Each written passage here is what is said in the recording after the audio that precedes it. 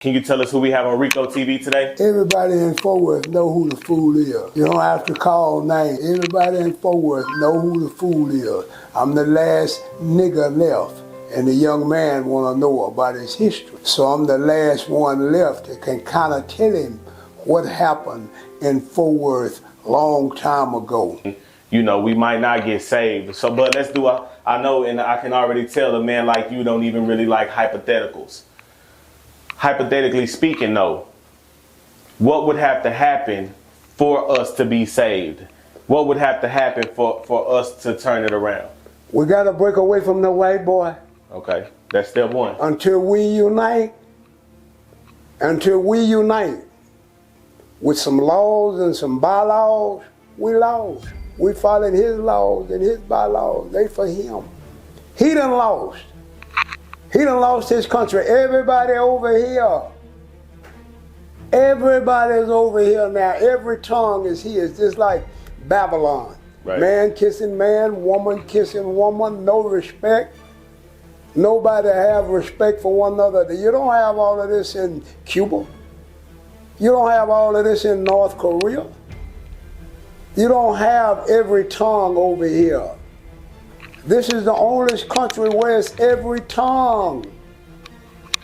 And it's everybody hate one another. Right. And how did we get to where we hate one another? And we the only country, the only ones that don't know how to protect ourselves, feed ourselves, and clothe ourselves, so we're in trouble. We always got to depend on him. What did that Chinese say? That Chinese to say, I almost own America now. I'm not gonna hire you. I'm gonna bring my own people with me. So we're in trouble. And I wish that there was some kind of way for my grandkids, my great-grandkids, and their kids. But we're a race of people that's lost. Right. Right. Okay. So, man, I want to thank you again. You're welcome. For coming out and giving us some history. Hopefully, man, you know what? Hopefully, this is something that we can do even if it's off camera. You know what I'm saying? Often, like, this is me formally asking you to be a mentor of mine. It would be wrong for me to turn you down. It would be wrong for me to turn you down. Because just like you said, the book of Job, they stop by and talk to Job every day. Mm-hmm. Wise men have to talk to, sometimes a wise man have to come talk to a fool. Right. I learned, I'm finna go. So your mentor gonna be dead in a minute. Your mentor gonna be crippled in a minute. So you got to learn to mentor to yourself. Right, okay. But I'll try hard as long as I'm here. I can tell you this just by seeing you in person and seeing you look like you're going strong. You look like you got another 20 to 30. But the feeling that I have, I wouldn't want it. Right. Because my daughter said, Daddy, I got what you call prostrate cancer now. Oh, the things that I got in Vietnam, the things that I breathed in Vietnam, the things that I did in Vietnam, the disease that I got in Vietnam, now it's coming out of me at an old age because I abused the temple. Putting everything good in the temple. Now the temple is damaged. Mm-hmm. So I just do the best I can until I leave and just be happy and pay everything on mine. Yes. And today, I swear, I started to say, Ferron, tell him no. Because this just ain't me. Meek Mill could, 4 years ago or 5 years ago, he was saying, man, I'll send you some money, you come up here. Charleston White should pop, you can go anywhere, they'll give you whatever you want. I don't want that. That ain't what I want. So me, I'm the type that I'm all right. You do you. I'm all right. I can respect that. Yeah, I can respect that 100%. Yeah. So this the last point because you reminded me about it and I almost didn't get a chance to talk about it, but we talked about religion, right? We talked about religion and you know, you pretty much have said on record here that you know you don't believe in God. And I told you while I did grow up on the Bible, I can remember reading the book of Job. And to summarize it for the on-camera version of this conversation, the book of Job is about one of God's most loyal servants. And one day the devil pulls up on God and says, hey, I bet you I can make him turn against you. And God's pretty much like, have at him. I bet he won't. And so while the moral of that story is supposed to be to praise God through thick and thin, one question I had from it, and it's only because God was also described to me as somebody who's above human emotion and thoughts. One question I had was like, so dang, God would ruin my life or ruin someone's life in what seems like a crazy bet with the devil, which I thought we didn't even mess with the devil. You know what I'm saying? I thought we didn't even really rock with him like that. So I just kind of thought it was wild, or that's something that stuck with me, is that dang, like this man Job had his whole life ruined just because the devil said, man, I bet you I can get him to turn against you. You know what I mean? And he didn't. And just for the on camera moral of the story, he didn't turn against God, and he got everything back and plus more. But still, like, that's something I drew from it. So I grew up being kind of confused and not really, I'm not going to say not believing the Bible, but just being a literal thinker. Some of that stuff just didn't make sense to me. So when you were did you grow up like in Christianity or in baptism like most of us did? I've been baptized. Right, me too. I was supposed to be a minister. Right. I went to school to be a theologian. My major is theology. My minor is PE.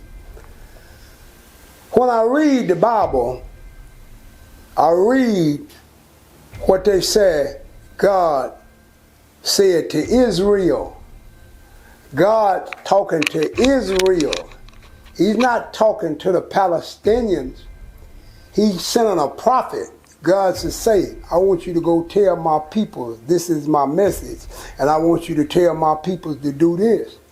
And if my people don't do this, then I'm going to do this to them. He's not talking to the Palestinians. He's not talking to the Romans. God is talking to the Jews. Those are God's chosen people, the Jews.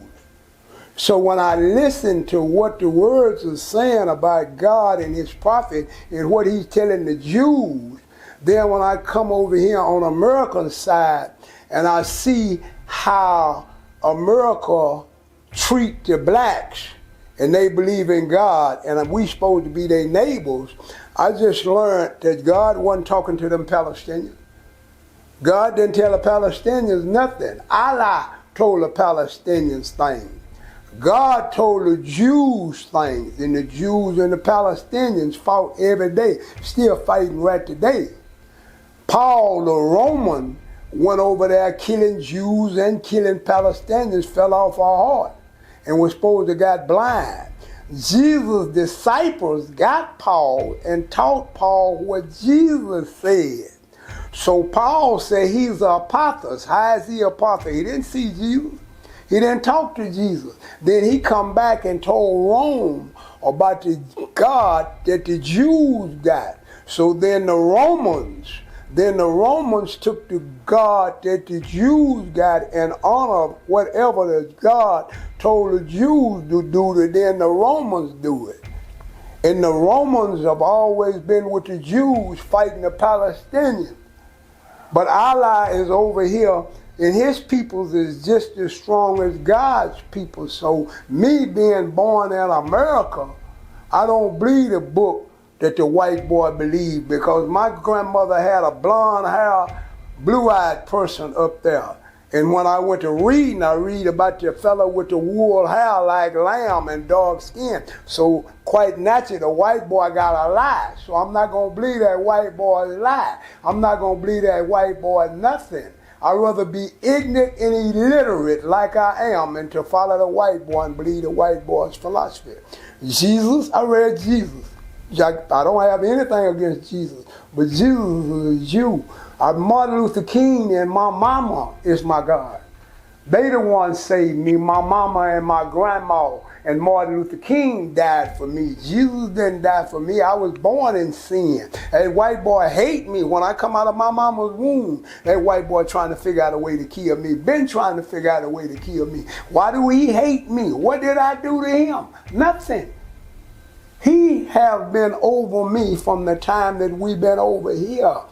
I can't say nothing. I can't do nothing without him. I got his name. Your last name was a slave master's name that's been passed down. And y'all steady celebrate it. So me being ignorant like I am, I don't believe none of that white boy said. And I ain't seen God. And I ain't seen the devil. And I ain't seen nobody come back and tell me about heaven and hell. My mama would come and tell me something. I live according to my mama and my mama's law. Do not be sometiming and do not talk about nobody. Who is you? You can't speak on nobody. If this man is a man and want to be a woman, that's his business. I can't speak on it. If this man want to steal and rob, that's his business. I can't speak on it because I'm dirty too. Like Jesus said, let the first one speak that ain't sin. Every man done sin. Right. So I don't want to hear nothing that the white boy got to say. All right, so, man, we got the legendary Pops back in the building, man. And, man, for about 45 minutes prior to this, man, we were just sitting here. He was teaching me some history, man, and he was kind of responding to some of the comments. Some of y'all in the comments question your belief. They say, how does he not believe in God? So can you kind of just explain that for them and let them know what you mean by that? It's hard to explain. Right. Why I don't believe in God. Why I don't believe in God is my belief, and it don't do no good to say why I don't believe in God. I just don't believe in God. I ain't never seen God. I ain't seen God work no miracle for the black race in America, nothing. Everybody got their belief. I don't believe in God. I'm going to die and go to hell or wherever, but that's my belief. And it's hard to explain to you why I don't believe in God and why I don't believe in Jesus. I understand Jesus already started. But it's a reason why I don't believe in all of this. First of all, they lied and said Jesus got blonde hair and blue eyes. I found out Jesus don't have blonde hair and blue eyes. I researched it. Y'all research for yourself. Why y'all believe in what y'all believe in. I just don't believe in it, period, point blank. Right, okay. So my next question will become this. What is it that you do believe in? What do you believe in? I believe in water, dirt, air, fire, and rocks. The elements of the planet. The elements. I don't believe in nothing man said. Right. I research for myself. That's the reason why I say I'm ignorant. Right, okay. Now, real quick, we're gonna move on from that. I just wanted to answer that.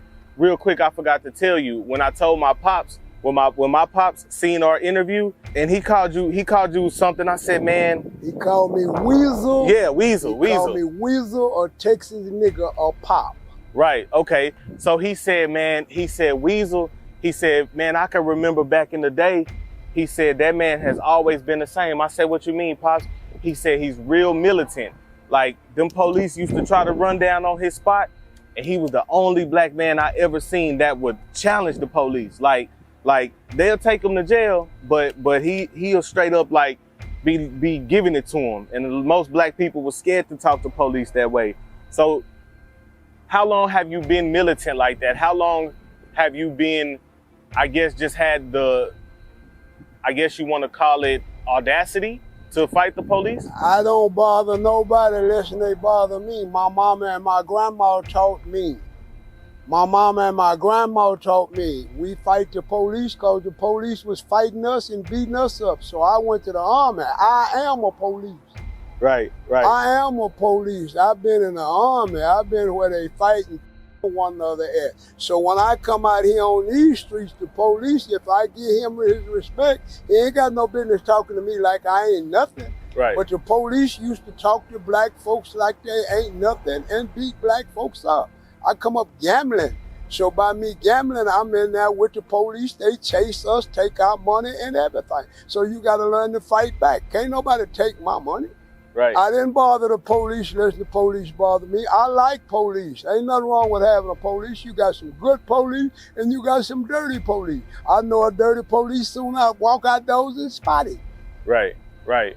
Okay. So let me ask you this. Around what year, what time frame is this when they running down on black people like this? And are they doing it just in like these neighborhoods or are they anywhere they catch you?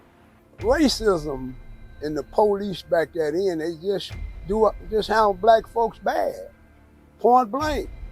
They didn't have no business downtown at certain hours and things like that. And the police, for what reason, I don't know, but it was white police and they just didn't like black folks. They just didn't like black folks and they beat black folks up. We were scared of the police. My worst fear is the police behind me at night. That's my worst fear because the police just beat up black people. You got to learn to fight back. We had to fight back. Right, right. Okay. Now, speaking of Fort Worth history, there's a street right here. I'm not going to give our exact location, but I'm going to just let them know we are somewhere in Stop 6. And one of these streets, you was telling me, is named after one of your history teachers? One of these streets is named after my history teacher, Rosedale. Reby Carey is my history teacher. He taught me history. He said he don't care how good I throw a football, he was not gonna pass me, because back then, if you played football, the teachers kind of passed you. Reby Carey told me he didn't care how good I throw a football. If I didn't get his history, he gonna flunk me. I didn't get his history, so he flunked me. So I had to go to summer school. I had to go to summer school and get that credit because mama don't play. Right. And for what Reby Carey taught me, I wish he was living now to where I can tell him I mastered history. And I know who he is and I know what he done, and he's very good.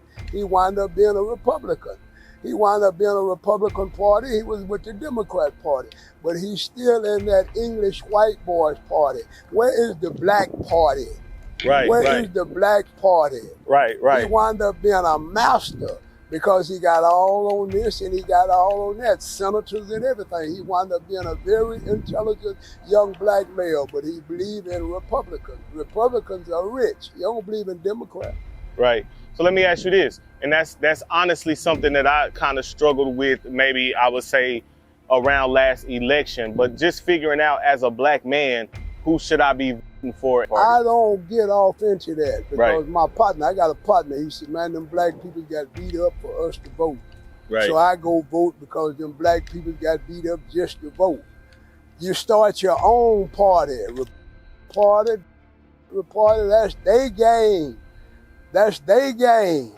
It's Right. hard to play their game. That ain't their game. You ain't no you African descent over here playing their game. You play the one you want to play. But if I was gonna play a party, I'm gonna play and they rich. It's poor and broke.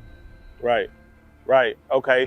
So I guess that answers my question. I was gonna ask you, what did Mr. Curry do as far as maybe in the community to where they would name a street after him? Mr. Carey was very educated. Okay. He was highly educated and he taught us their game. So by him being a history teacher and going all the way up to being a senator or something like that, I think that's the reason why they named the street after him, because he done a lot of things for black people. Right. But Clarence Thomas is one, like Clarence Thomas said, he only won. Reby Carey is only one. They followed the Englishman. They became the English white boy.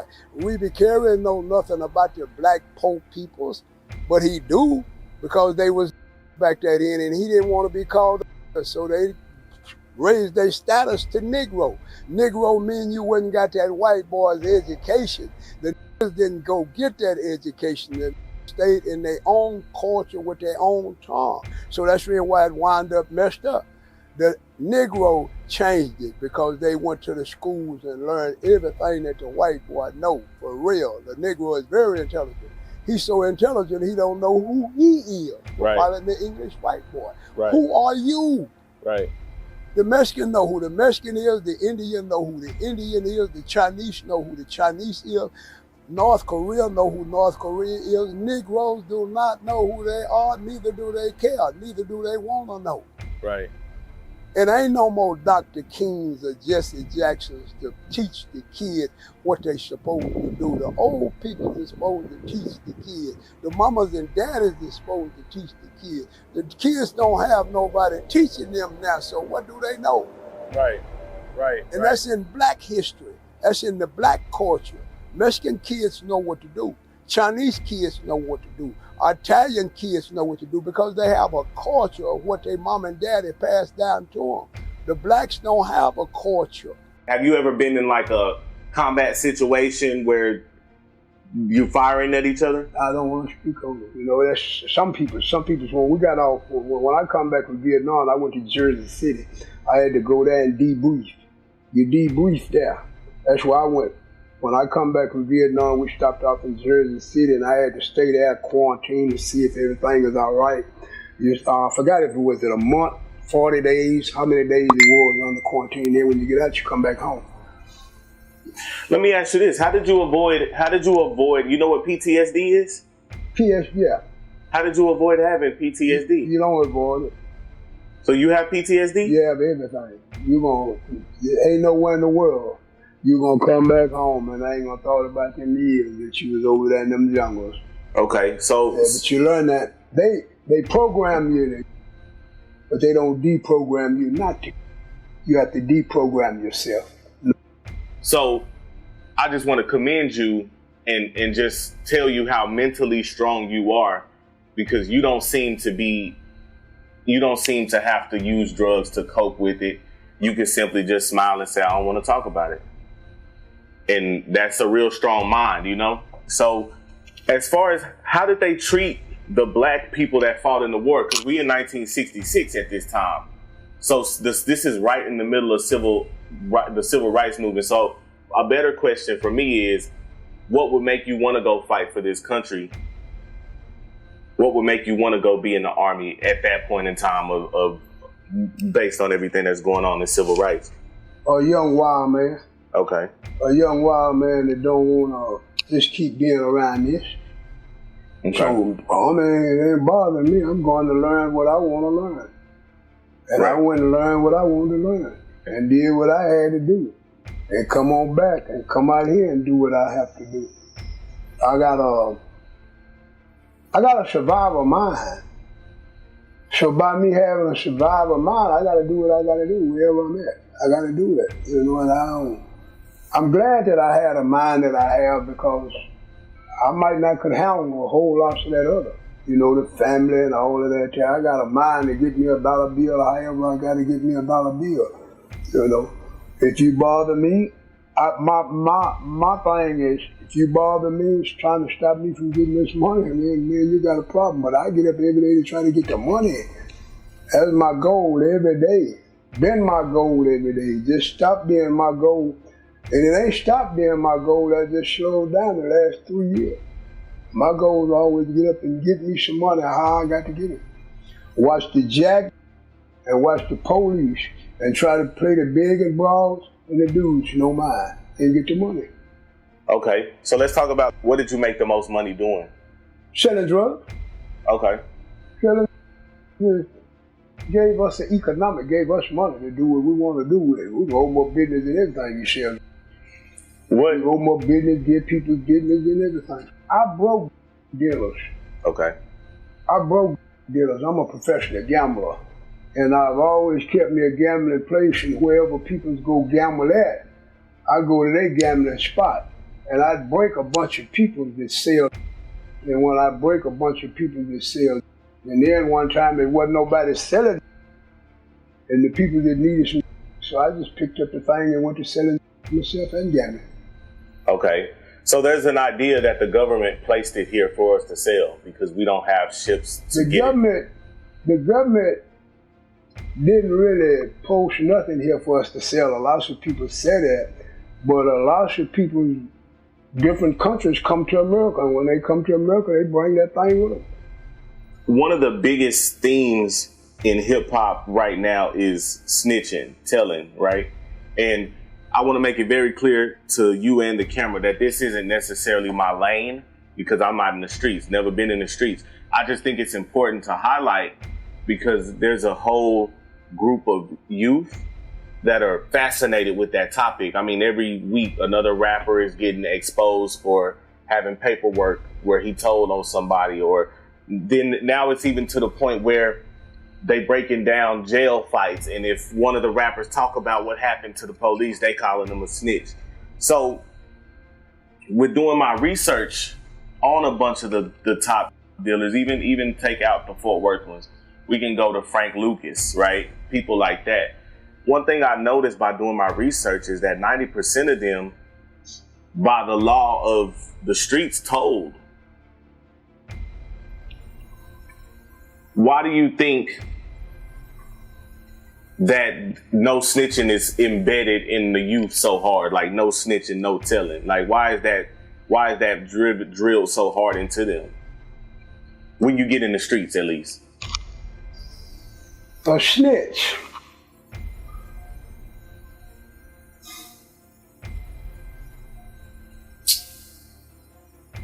Me, I watch them all snitch. I know all the snitches. I know all the ones that's gonna become snitches. Police snitch on one another. Every man have a tendency to tell on another man, which is against the law to do that, but that's what they do. Me, I got a reputation in Fort Worth, Texas. All of them say, Pop, don't like snitches around them. But all the brothers, they just weep and they're scared of that white boy. And they're gonna tell it. They one another. And then they tell it on one another. I don't understand it because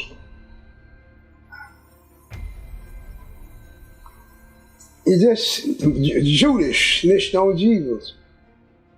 He did. That's probably the earliest snitch. Everybody have been snitching. All of them. All of them holler, I'm a man. I'm a man. You're a man. You ain't gonna tell on no other man. That's really why I say we searching what is a man. When you get caught in a war, you know you're gonna get tortured. What do? You kill yourself. Don't tell. You don't tell. Nothing I can say about a snitch, or nothing I can speak on because, right. It's a hard job. That's why if you can't wear the suit, don't get on it. My mama and my wife told me to tell on a fella. They all told me to tell on a fella, but me, I knew them peoples and I know the code. I'm not gonna tell nothing on no man. I ain't. Right. I ride by myself, but and then if you don't want nothing told on you, don't let nobody know nothing. All these young boys running around there talking about they gangsters. They ain't no gangsters. White boys, Italians wasn't gangsters. They was family. That's what they come from. These cultures doing, and the white man called them gangsters. These little boys around there calling themselves gangsters. They ain't been more gangsters than a man in the moon. Just something they done picked up. Just a game that they trying to play. And when they get arrested, what do? All of them cry. All of them cry. And then what's so bad about it? All of them know one another. They know he done told it. They know he done told it. They know he done told it. So, man don't have no business even speaking on another man. Right.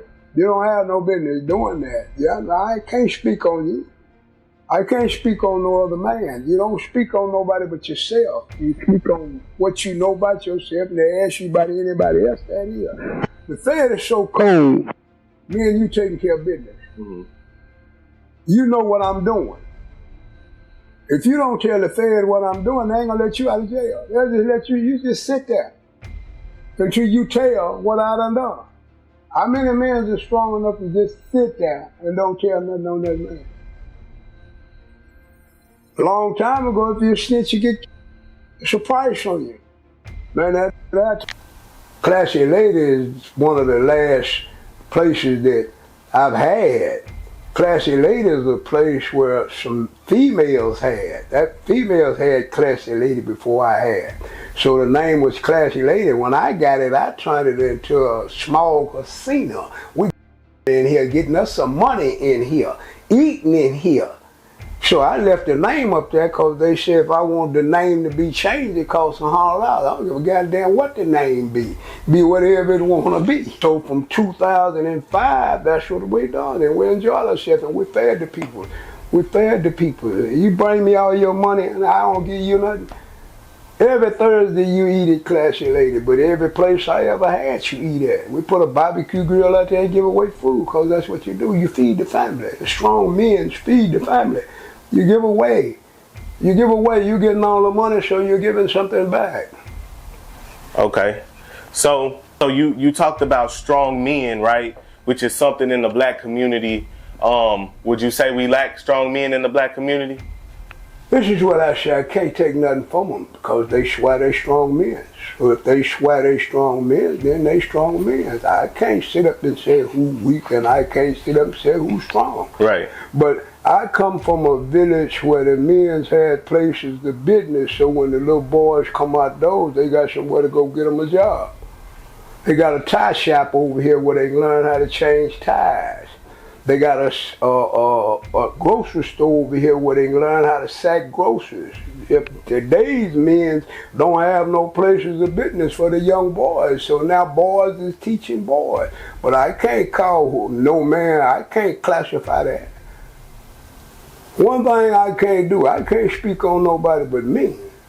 And if I see a village, who's the strongest in the village? The female is the strongest in the village. Why is the female the strongest in the village? The female got the house. The female got the car. The female got the bed. The female taking care of everything. If the brothers do the brothers have any business in the villages? Is it any brothers got business in the villages? The young females trying to have some kind of business. What is the brothers doing? They're going to work, sitting up talking about football and basketball. Some of them is, but I can't speak on them. That's what they want to do. I can't speak on nobody else. I just speak on my job. My job is to have me a building and be in my building and get some jobs. I ain't got no building, so I'm bored. I ain't doing nothing but talking on social media.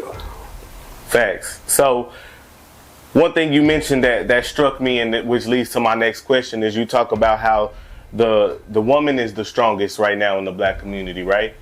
So one of the questions I have is, can you talk about the black woman and her son and the effects? Because you hear a lot of women say today, like, oh, I can't raise a man, or I don't know how to raise a man. So what would your advice be? I'm gonna spin it like this. What would your advice be to a single mother and she want to raise the most productive, most positive young man?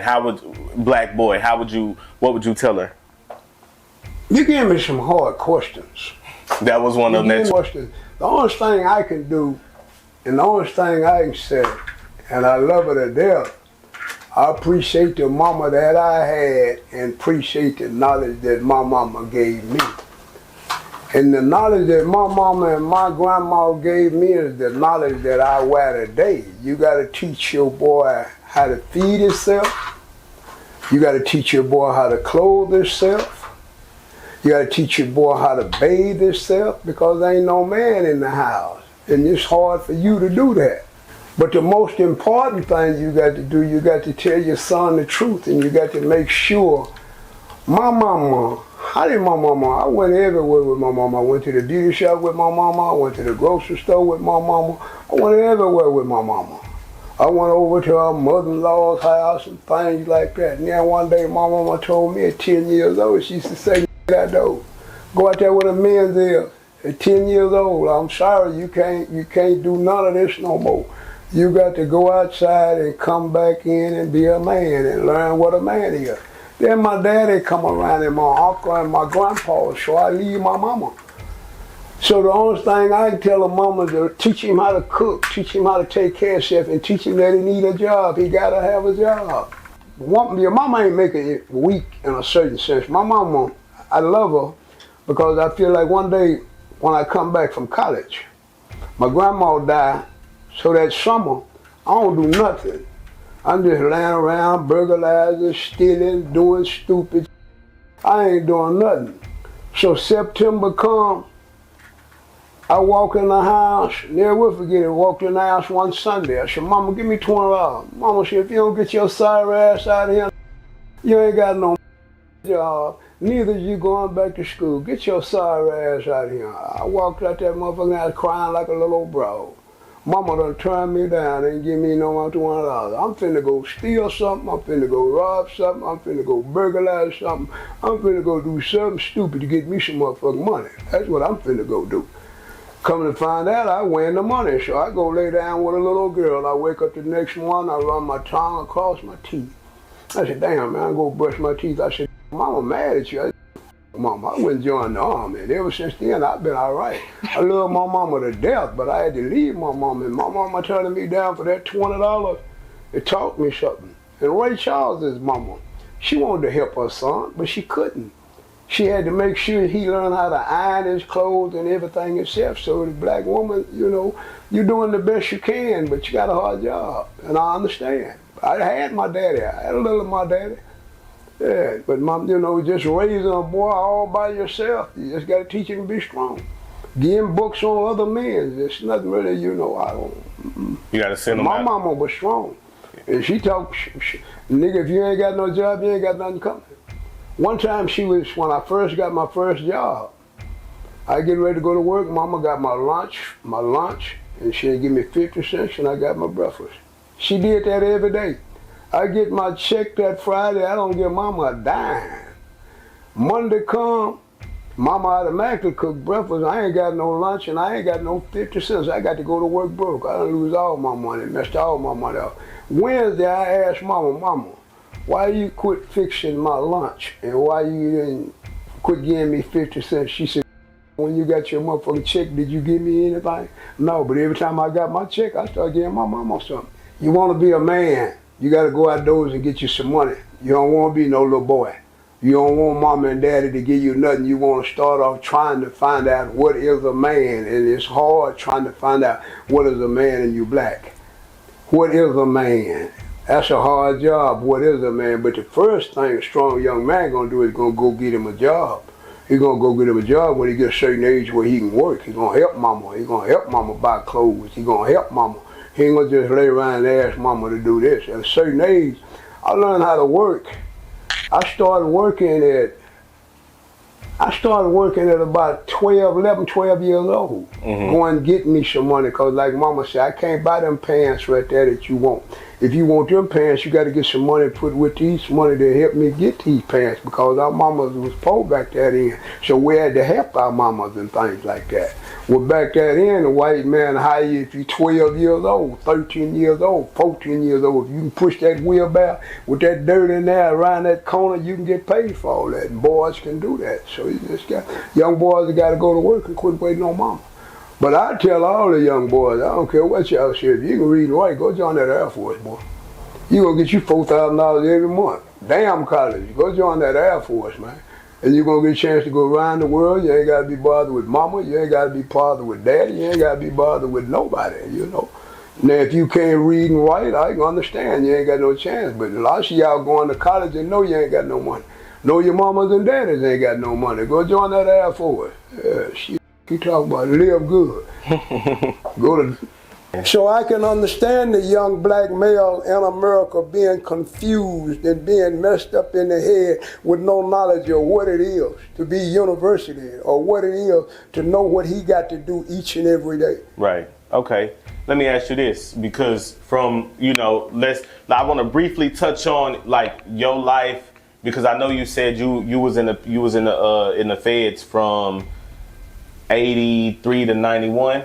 From 83 to 91, and from 91 up into 2015, and I finally got free in 2015 because I won't comply. So let me ask you this. Well, no, matter of fact, you don't even have to go into detail about what landed you in the feds. Were you sentenced under harsh sentencing guidelines, like those old racist sentencing guidelines? Racist in the penitentiary. Okay. White sit on one side, black sit on side. A lot of foreigners will go to the white side, a lot of foreigners will come to the black side. But as a whole, in the army, in the penitentiary, even high school, Blacks have a section that they sit in, and whites have a section they sit in. It's in the schools. Right. Some will sit with one another, but for some reason or other, the white boy just don't want to be bothered with the black boy, and the black boy steady want to be bothered with the white boy. And right today in 2023, blacks are on the bottom. They have nothing. Right. Right. So let's talk about that for a little bit. As far as you said we're lost today. As for somebody like me who kind of studies history, from what I know, I would say the war on drugs, which kind of runs concurrent with gangs hitting our communities and stuff like that. Do you think the war on drugs is what ruined like this version of the black family? Because I'm gonna put it into a little perspective too. I'm 33, so I'm born in 90. So the war on drugs, I feel like, is the reason why a lot of men my age, why our daddies wasn't in the house, because, a lot of them were caught up in the war on drugs just by being in the streets. Because this is when they slamming people for crack cocaine versus coke, which is crack is just a cooked version of coke. But if I get caught with coke, I might get 2-3 years. You get caught with that same amount of crack, you get 25.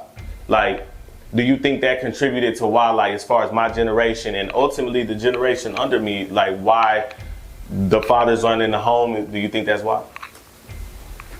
Drugs started with Superfly. Okay. When Superfly come with the drugs and went to having Cadillacs and pretty clothes, every state, brothers went to grabbing drugs. We didn't even know selling drugs was against the law. That's how ignorant we were. These adjunct courts of states, we didn't know what this game was about, the drug game. We knew that it gave us a whole lot of money. Right. Then all of a sudden, the federal penitentiary and the state penitentiary, two different penitentiaries. White collar crime is the federal penitentiary. Ain't nobody committing no white collar crimes. So now everybody's selling dope. So feds start locking up everybody for selling dope. When Nixon was president, Nixon told the FBI agent and the drug agent to arrest them Italians, leave them niggas alone, let them niggas sell that dope, let them niggas have some money. This was in the 70s.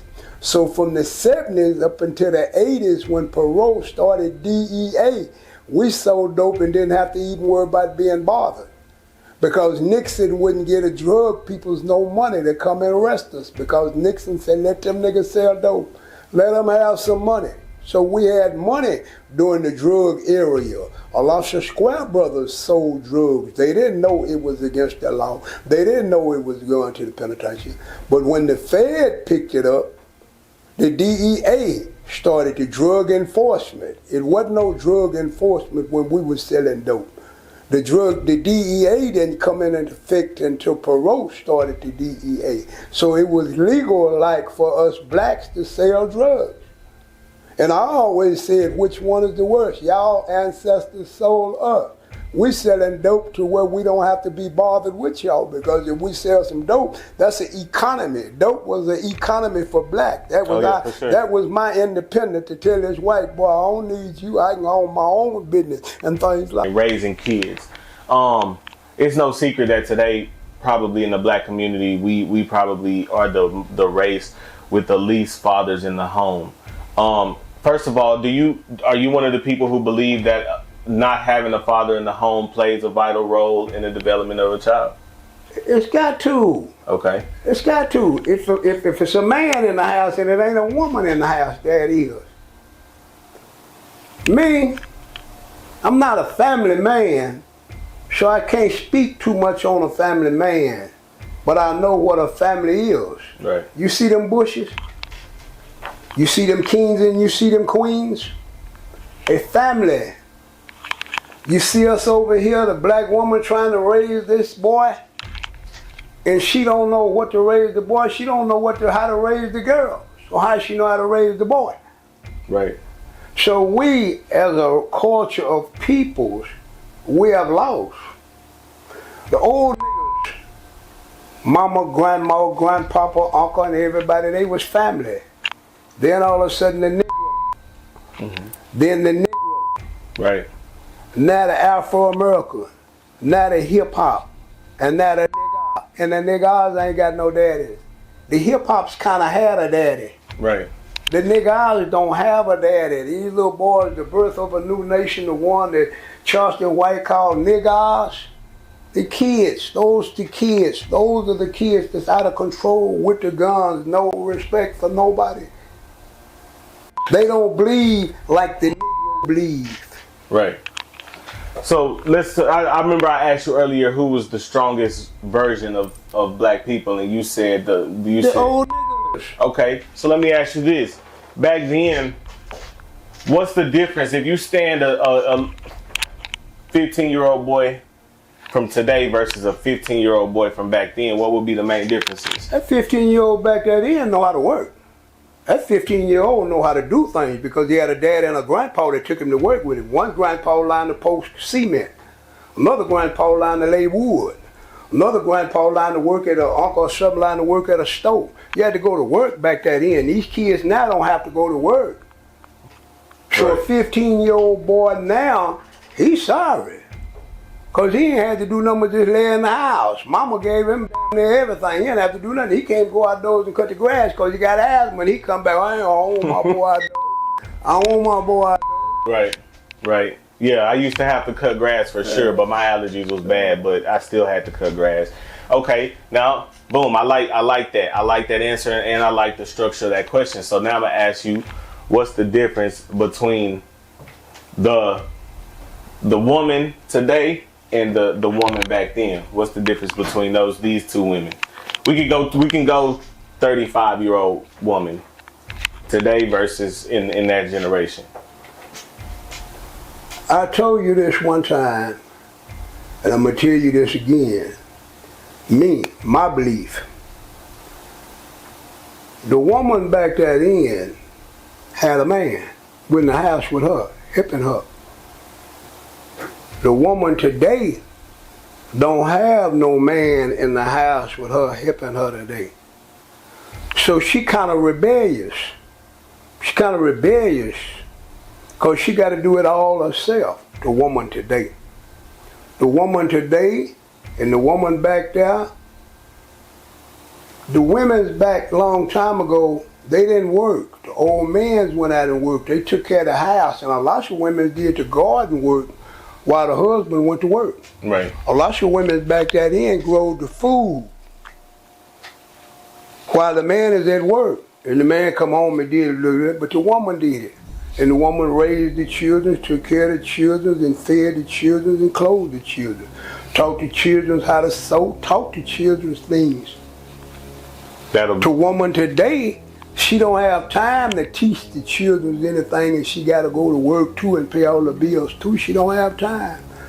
She's messed up in the head because she don't have no help. Right. And the children's today, ooh, they f***ed up. They f***ed up. Right. No respect. No respect. Yeah, that's okay. So let's talk about the respect. Like what's the difference in respect? Like, or what was it taught better back then? It was taught. Okay. It was taught in the house. Okay. See, your children ain't supposed to go to school and act no fool. Right. If your children go to school and act a fool, something you done in the house ain't right. Because your children know if they go to school and act a goddamn fool, they gonna get the goddamn shit beat out of them. You don't even talk back to grown folks. These kids talk back to grown folks. These kids have no respect. Right. No, you right about that. I know even me, and I wasn't even. I'm not part of that generation, but I know me. There's absolutely 100% chance that I'm This not gonna be pretty. This is how I learned to fool with the kids. What's up, nigga? What you want to do today? I get a communication with them. Because I might want him to do something he don't want to do it, then he go to drag and ask me and them gonna have a problem. Right. So I try to communicate with him. He's a human being, he's a child, but he's gonna be an adult. So I try to handle him like He's a little bit stronger than he think. Yeah, I try. What's happening today? What do you want to do today? Let's see if we can do what you want to do today. If we can't do what you want to do today, then I need you to do this for me today. Right. Because they rebellious. They rebellious. I was a rebellious kid, so I understand a rebellious kid. Right. Yeah. It's crazy, man. We're always kids, Right. but the day and time was different. I used to steal soda water bottles and take them to the store and sell them. Milk bottles. Times is different. Everything is different. You got a camera. You look like a fool breaking in somebody's house, and the kids don't even know they're being filmed. Right. Let's just show you how dumb these kids is. Right. They're outside breaking in a car and don't even know the people to see them on the camera. Right. That's just how dumb they is, because they enlighten them on what they doing. They wouldn't be doing what they doing if somebody had been and told them. If the kids knew about cameras everywhere, do you think they would be out there doing what they doing? No. But they informed them to say you being watched. You were being watched. You being listened to. When you throw that rock and all y'all run, I didn't do it, I didn't do it, I didn't do it. They got a camera showing who done it. And then when I'm saying you, I didn't do that, I didn't do it. And then I got to show you on the camera when you done it. The parents don't know nothing. So how's the children gonna know anything? You got 50-year-old black men that's illiterate. We actually illiterate and we actually retarded. All us can't be like Dr. West. Right. All us can't be like that because, and then they say it ain't the white boy's fault. Nah, and who else? It sure ain't. It's our fault to keep listening to the white boy and don't break away from the white boy and try to find our way ourselves. Ooh. And help to teach our kids, take our kids away. White boy got us where we can't do nothing to our kids. We can't discipline our kids. We can't take care of them. We can't feed them and take care of them properly because they want proper clothes. We can't do that. So how the f can we tell them something? Okay. They don't have no respect. So some kind of way, y'all, it ain't me. I'm gone. Y'all got to figure out how can we take our children back and try to teach them better. Every boy got to go to work with daddy. Daddy's supposed to have a job and take him on. I took my kids on all my job. Everything I done, I took my kids with me. And then I let them go with their mama. Because you're going to be either mama or you're going to be daddy. You got to work or you're going to be a crook. If you be a crook, you're going to you be mama, you're going to have decent life. First off, we ending the year 2023. 2024 is coming. What do you think, what state right now do you think black people are in right now? To me, that's a weird game. You said, are we on the right direction? Me, looking at where we at now today in 2023 and the year, we going Zoom. We've been invaded, America. You speaking on America, right? Yes, sir. America has been invaded. America is nowhere close to what America used to be. And look at the White House. Look how they're confusing in the White House and fighting and squabbling in the White House. Our house is burning down. What Dr. King said. I led my people into a burning house. Well, to me, it means America burning down. Everybody coming in here. Everybody coming in. What did Greg Everson say? This is a slave state. This is not a refugee state or immigrant state. New York and Chicago is where you immigrants go. And he putting them on buses sitting up there because he said he got too many people in America. And me, I don't keep up with politics. I don't really know nothing about politics. I don't know nothing about none of it, but I got sense enough to see what's happening in America from 1945 to now. I see how many different countries we got over here now, but we didn't start off with all these countries. So when you were young, there wasn't no immigrants here? You've always had immigrants because everybody that's not white or English or Indian, they immigrants. They come from another country.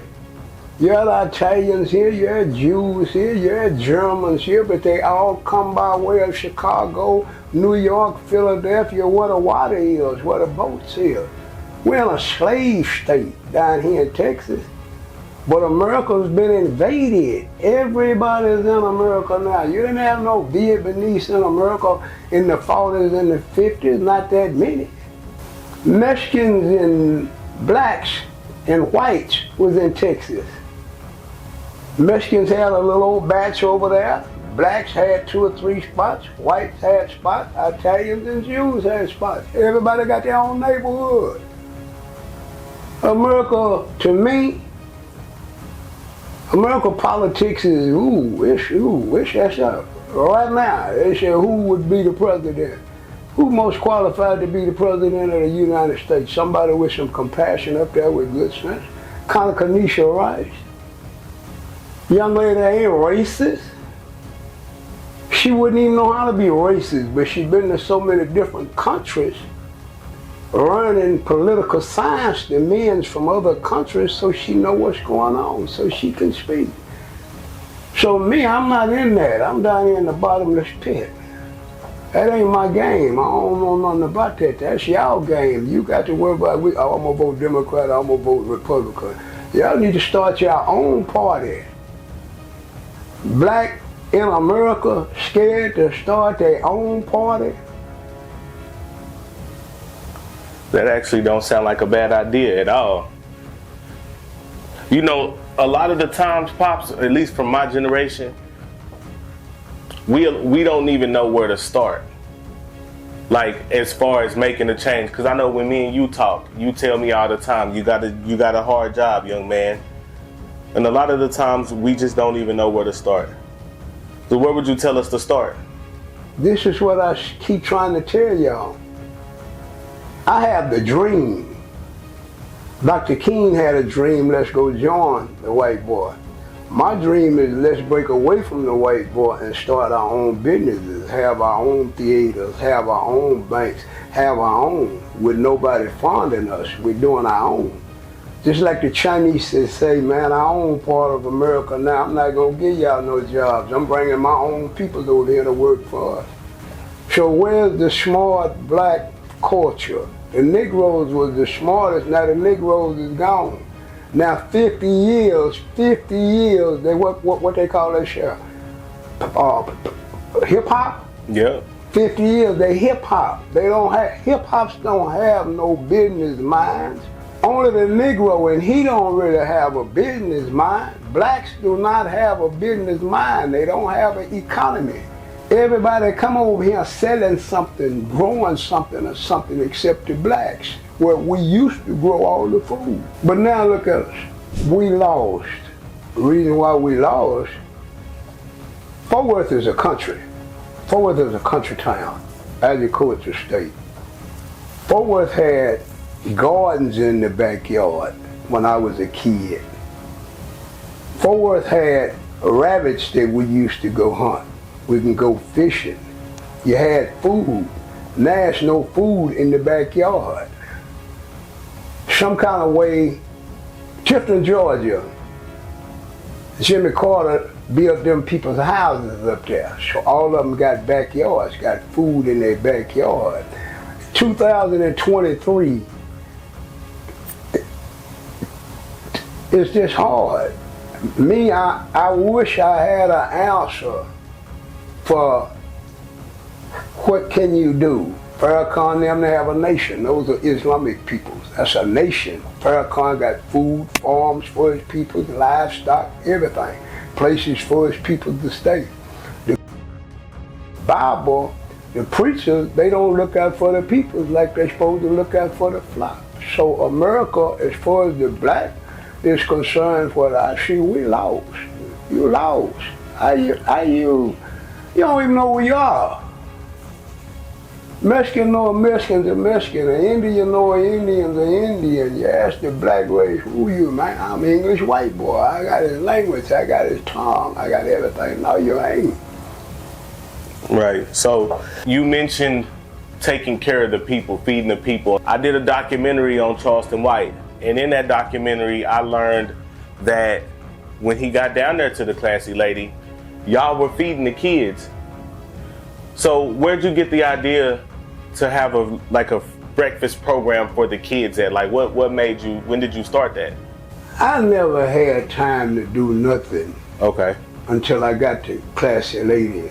All the other times I'm just running and having fun. When I go to the penitentiary, then I learn the strongest man is the man that's got the land. The land is the most important thing it is, the man that's got the land. So when I come back from the penitentiary, I'm trying to buy the land where we can start growing the food. One of my sons told me one day, he said, Daddy, money is like a tree, growing a tree. You just throw it away, Daddy. You just throw away money.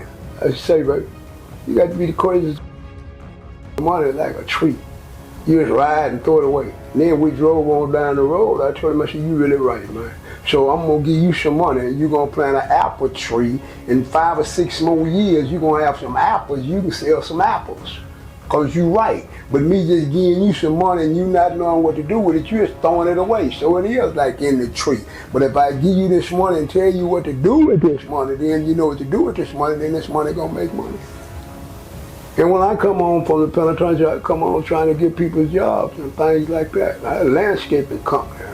I had me places of business. I had places of business to make me some money, so I ain't got time to be bothered with nothing or politics or none of that. I'm trying to feed my family. I ain't come out to penitentiary. I ain't got time to talk. I ain't got time to say nothing to nobody. I got to get busy. So I learned a lot of business while I was in the penitentiary. So when I come out to penitentiary, I open up my business and mind my business and don't bother nobody. Right.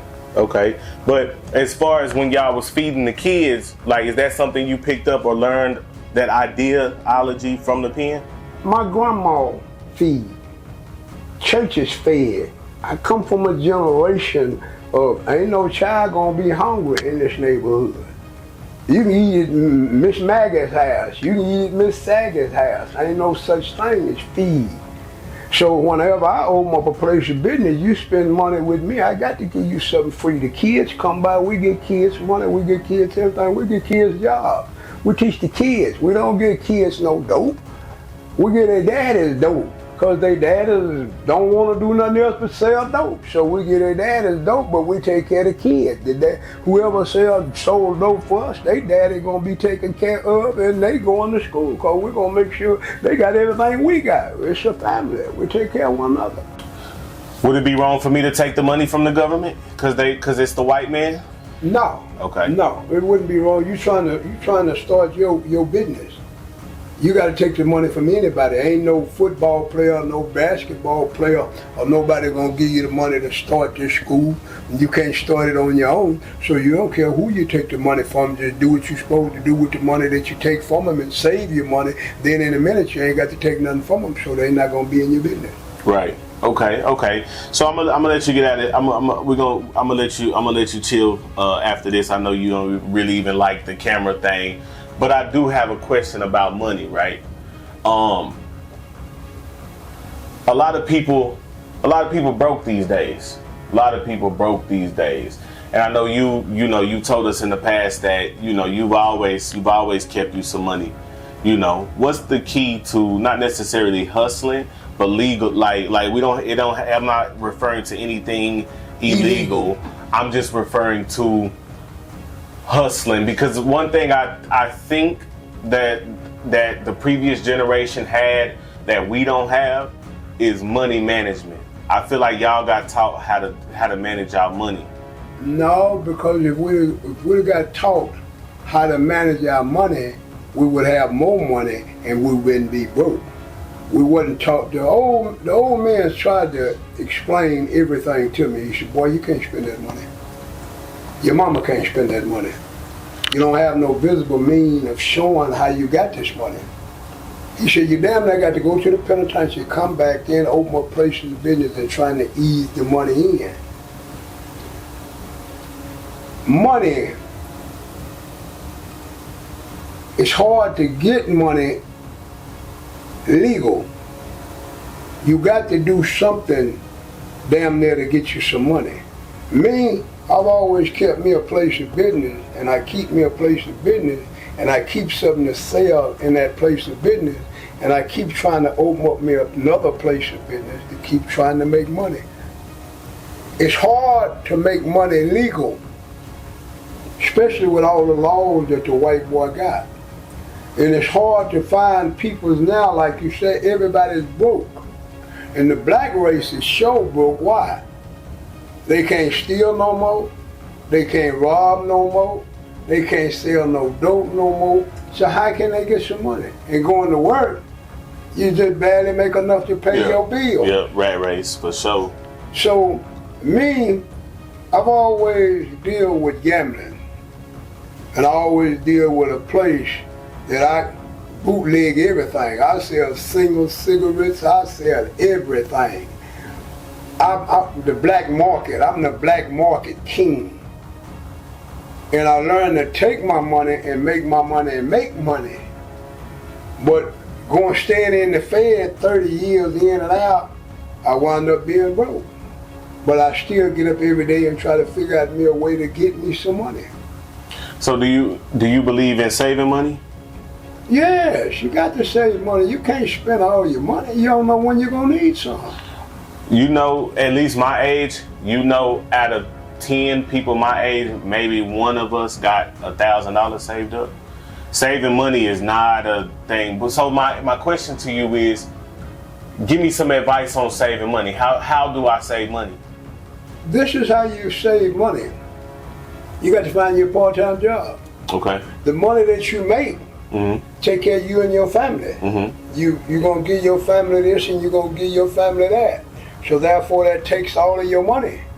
So you got to have something on the side that you make money, and when you make this money, you put this money up. Okay, just like me. Okay, I got a landscaping company, I got a sandwich shop, plus I'm bootlegging whiskey, I'm bootlegging beer, I'm gambling. So this money here that I get from my landscaping, I pay all my bills with it. This other money I put up, and I save that money until it's time to take this money and do something with it. Okay, when Christmas comes, the money that you done saved, you take and go buy materialistic shit. You can't buy materialistic shit. Right. This is what I learned. One time I got broke. So I come in the house and I put $200 on the dresser. Well, I'm normally putting thousands of dollars on the dresser where she can take it and go pay bills and things like that. So she said, that ain't no money. I said, okay, just put that $200 in the shoebox every night. Don't bother. I'm gonna go out and I'm gonna bring $200 in every night and I'm gonna put it in that shoebox. At the end of the month, that's $6,000. Now count up the bills. Okay, the bills is $3,500. Take $4,000 out of there and leave the rest of that money in there. At $200 a night. I ain't got no dope now. I ain't really gambling now. I'm scuffling, making me $200 a night. That's my check.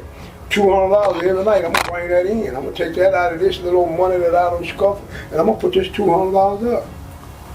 So is that through gambling or just? That was through gambling. Okay. That was through gambling. Okay, but so what I hear honestly is set a realistic goal for yourself. Honestly, huh? I said what it sounds like is you set a goal for yourself every day to come home with $200. And then my wife, the way we do, you get your check, you put your check in the bank.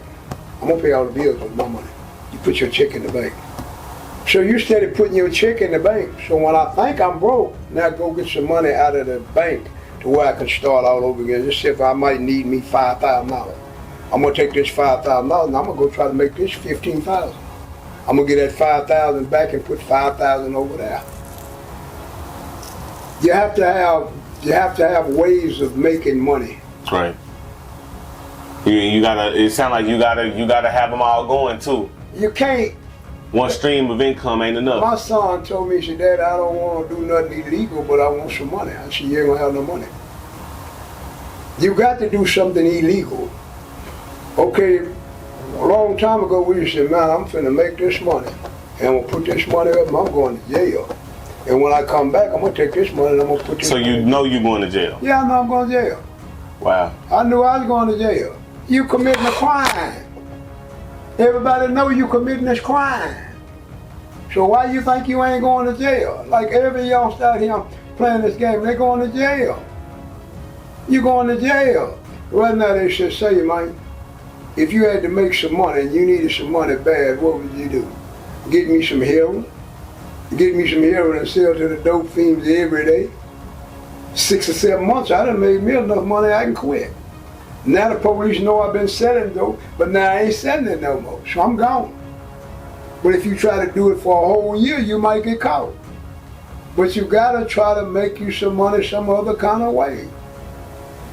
You got a job. This here is a side hustle you got. And then what you have to do sometimes, just like me.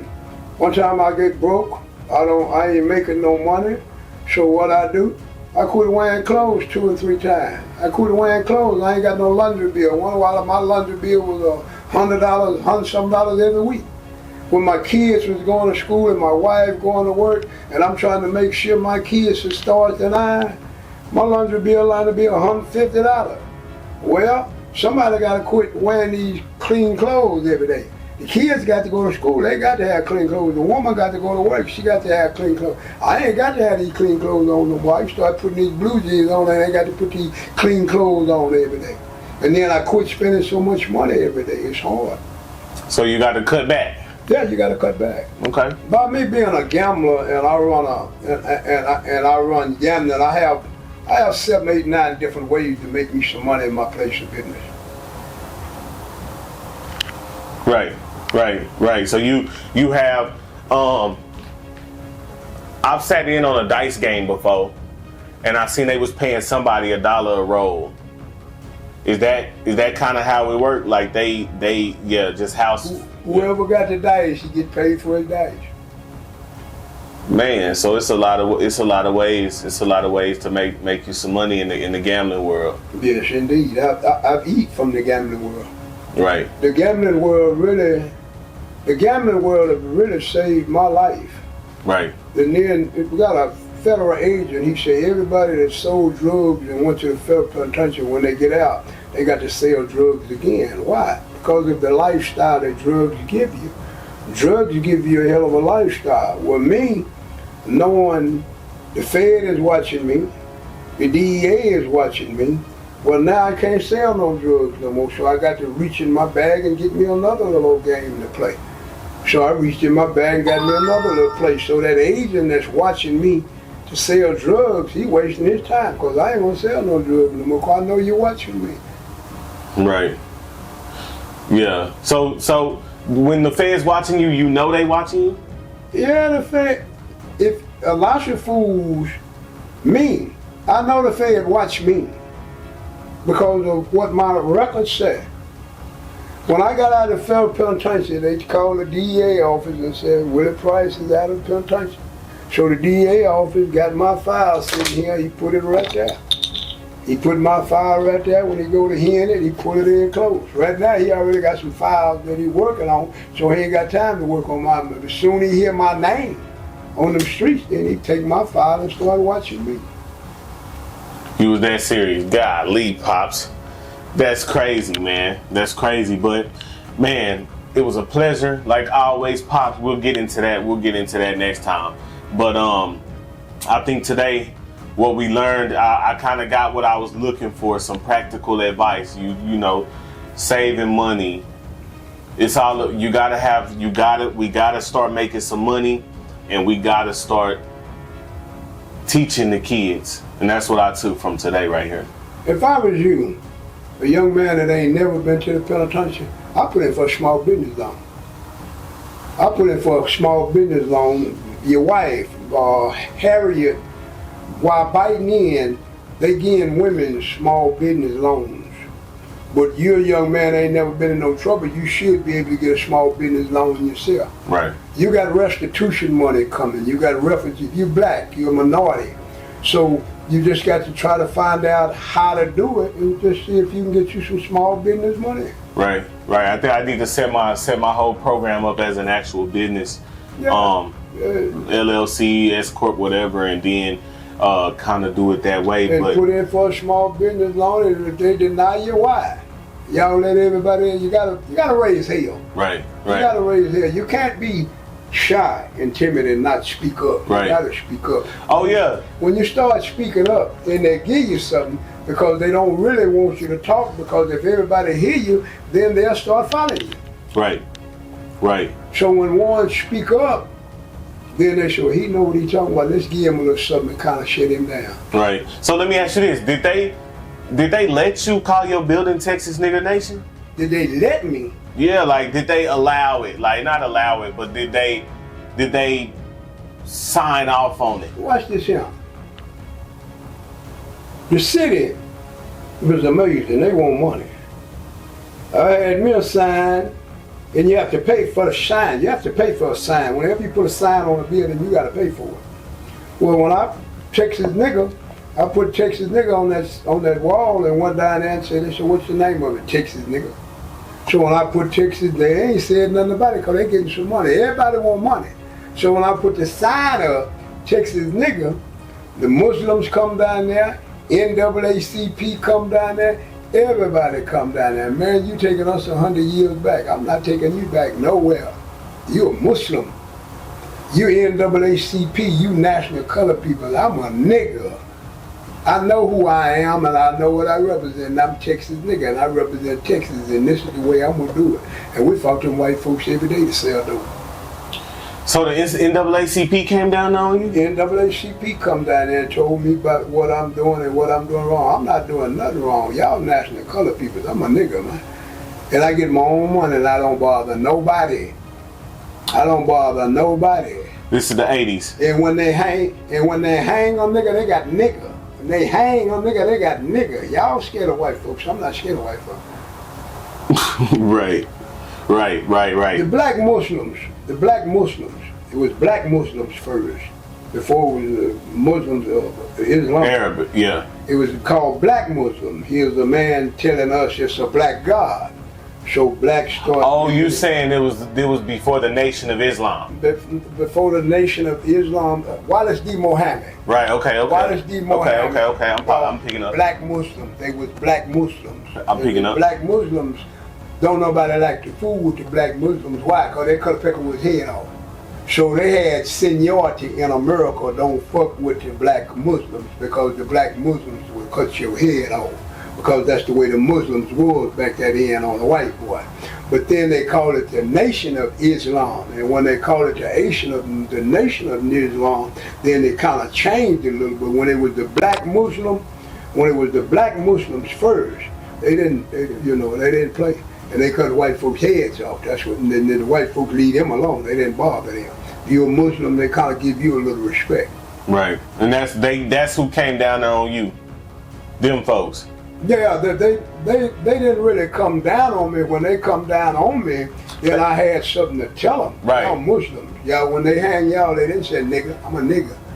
They got with me. They joined me because they see me fighting white folks. They see I'm not bothering black people. I'm fighting these white police. I'm fighting these white people. I'm doing what I want to do in America.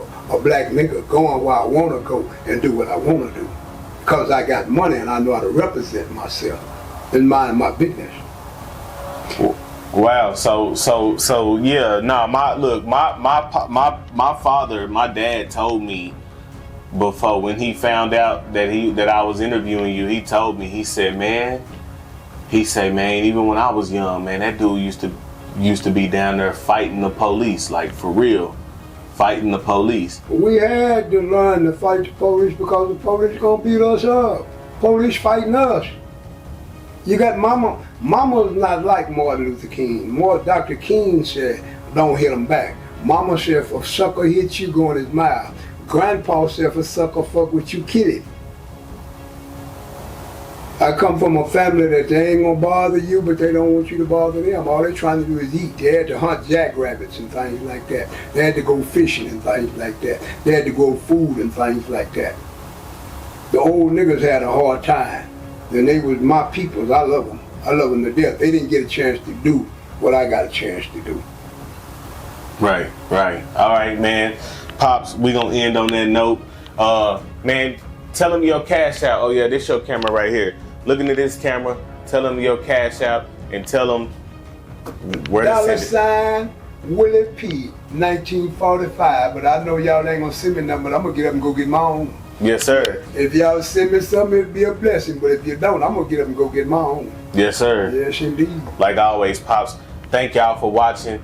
New York, even now, Fort Worth, like, I feel like we catching up as far as just the senseless killing, like.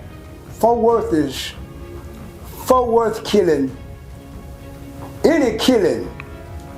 anytime you kill, and you're not killing for a country, blood, Fort Worth killing is just wasteless killing. It's just wasteless kids killing kids. How did your mind tell you to just go shoot that boy? Tomorrow you just go shoot somebody. What kind of mind do you have that you just wake up and kill? You ain't killing for no money. Hitmans kill for money. Fort Worth, they just killing. I don't like that nigga. I don't like this. I don't like that. I'm gonna smoke him. Then you wind up smoking his baby because you really ain't no killer. You passing by shooting. You passing by innocent people. So me, that's the reason why I don't believe in God. What did we do to where we so ignorant we steady killing one another? Jews don't kill Jews. You don't hear Jews killing Jews. You don't hear Palestinian killing Palestinians. You don't hear North Korea people's killing peoples over there. But in America lately, blacks is just killing one another like you swat a fly. Why? Why? What reason? Questions that need answers. And can't nobody explain the nigga in the hip hop. Can't nobody explain why he got so much hate. These little kids, these kids that never had a chance to be a kid, had to come outdoors at 6 and 7 years old and try to get them something to eat because their mama ain't got nothing, but it ain't no right to go shoot somebody and kill him. You know what they start off doing? What's that? They start off breaking in the house, stealing your tennis shoes, stealing your Gucci belt. I know all them kids. If you give them jobs, they'll stop. If you give them jobs, I guarantee you they'll put them pistols down, because then they see your partner done kill somebody, now he finna go to jail for life. You want to kill somebody and go to jail for life? They don't know. They babies listening to some stupid ass music. Chicago ain't just started killing one another. New York just ain't started killing one another. These country kids just start killing one another. Country kids. You go to Tifton, Georgia, you don't see no kids killing kids. You don't see no projects in Tifton, Georgia. Man, that's powerful. I mean, I don't want to take up too much of your time, and from what I know about you already, I would tell people, I would ask you, like, where could people go find you, but you don't even want people to come find you, huh? For what? For what? I did today. I said, don't do that, man. That's a mark move. Man, don't go sit in front of that camera. What business do you have sitting in front of that camera? But if I don't go sit in that front of that camera, how is these little knucklehead people's gonna hear anything? Which they ain't paying attention to it. But that's a mark move. That's not me. Right. That's not me. Y'all got a new game. Sit in front of that, talk, you can get you some money. That ain't how I want to get mine, sitting in front of that, talking about nothing, because I feel like it's senseless talking. I don't feel like nobody gonna execute nothing that I tell them to execute because I done seen them. But I have some that do. From 2005 to now, Classy Lady kind of like made me the mouth that I am, because there was so many people out there that I had to have a bullhorn. I didn't have it wasn't no Facebook. I had a bullhorn telling them grown men and grown women what they supposed to do and what they ain't supposed to do, so I can understand their children. I seen their mamas and daddies and their grandma, so I can understand the nigga and the hip hop. One day a little boy come through with his pants low, hanging down. Old man sitting next to me got suspenders on. Right. He said, Weasel, why do they wear that belt? They wear their pants like that. I said, little boy, here $10. Let me ask you a question. Why you wear your pants like that? He said, cause my daddy wear his like that. Wow. And these kids love their daddies, but they don't know their daddies, and they just want their daddies. And they always told me, Pop, we don't like no old nigga. Right. Charleston White even said, we don't listen to no old nigga. Right.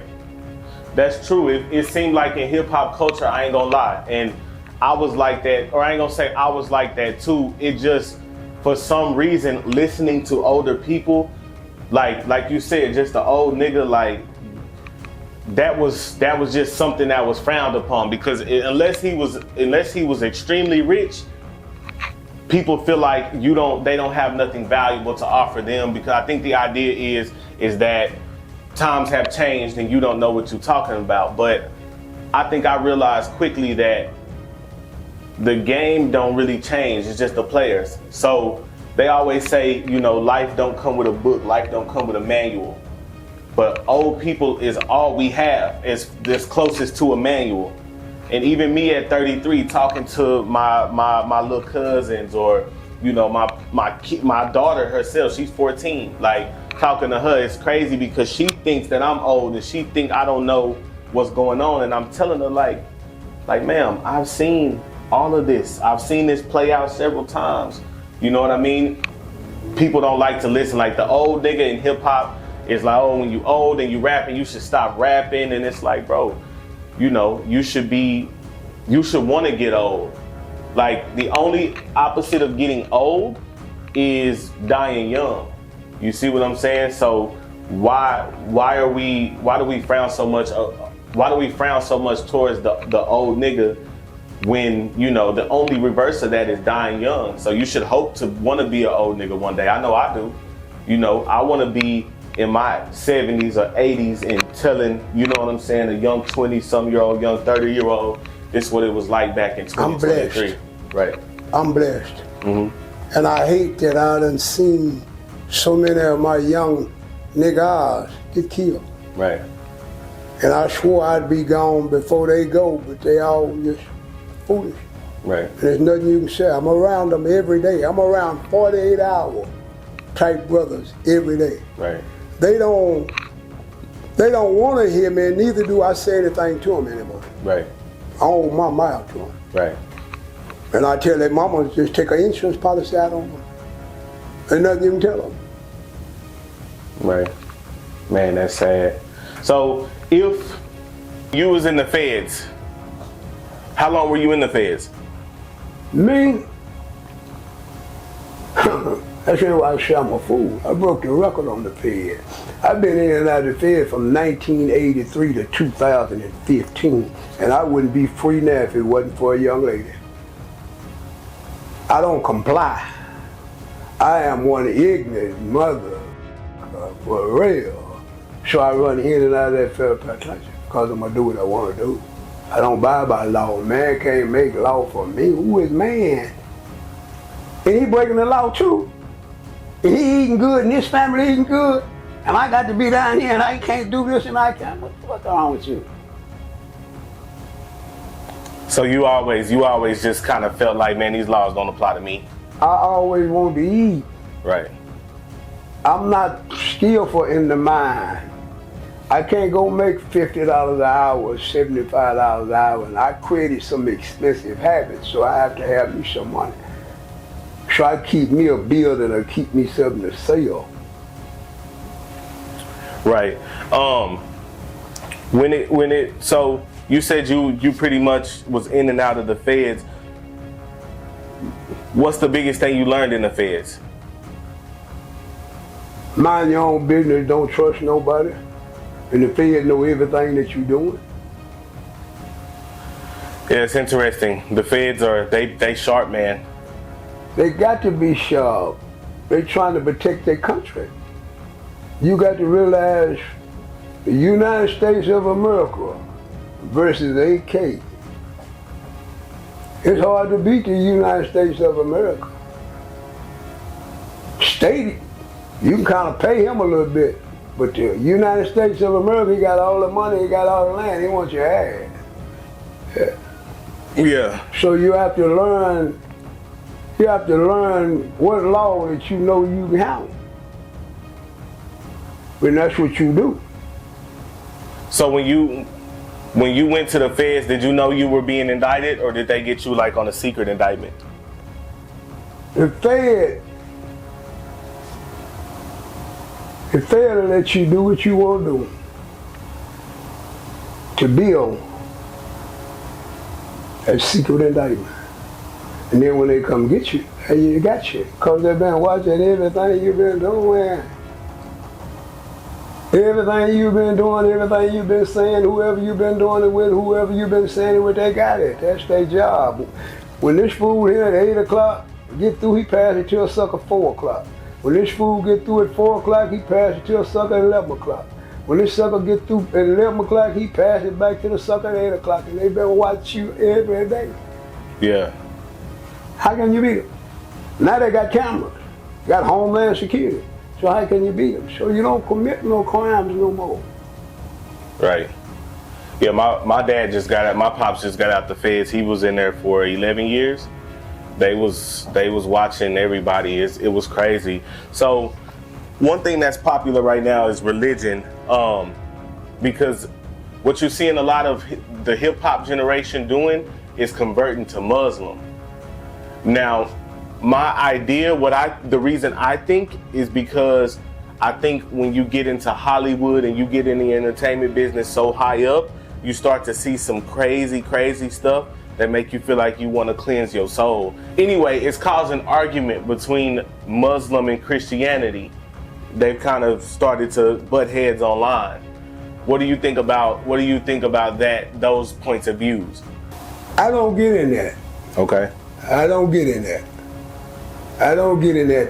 Whatever your confused mind tell you to do, that's what you do. Your confused mind tell you to be Islamic, you be Islamic. Your mind tell you to be a Christian, that's what you be. I don't speak on what nobody else want to do. Whatever you want to do is your business. I don't speak on it. That's not my business, that's not my lane. And neither do I care. Right. So I guess my question then becomes as far as Muslims, because one thing I was reading, somebody said Jesus was a Muslim. Watch this here. Watch this. Watch this. This is the way I kind of like broke it down. Jesus is a Jew. Jesus is a Jew. God loves Jews.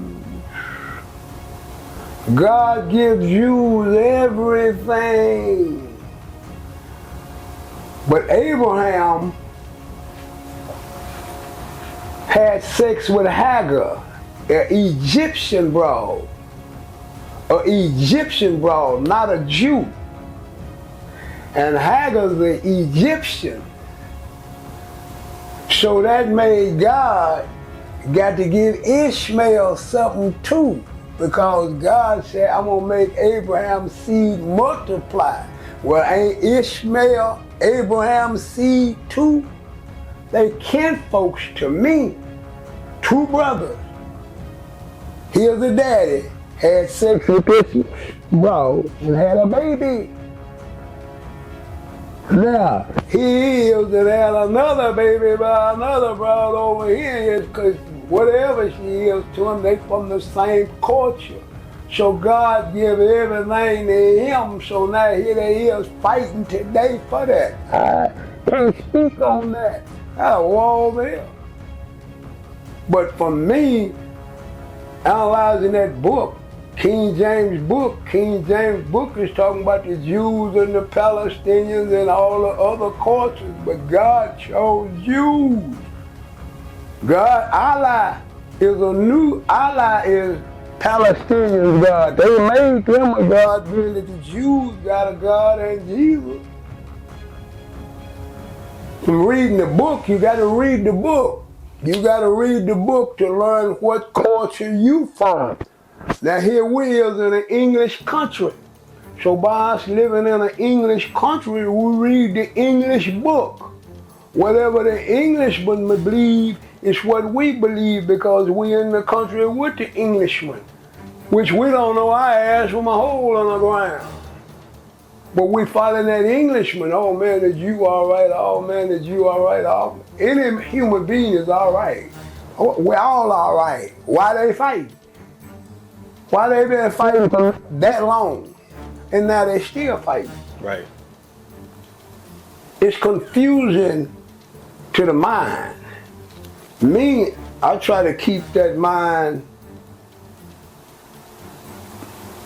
I fool with the devil. I don't fool with Jesus and God. I'm a man.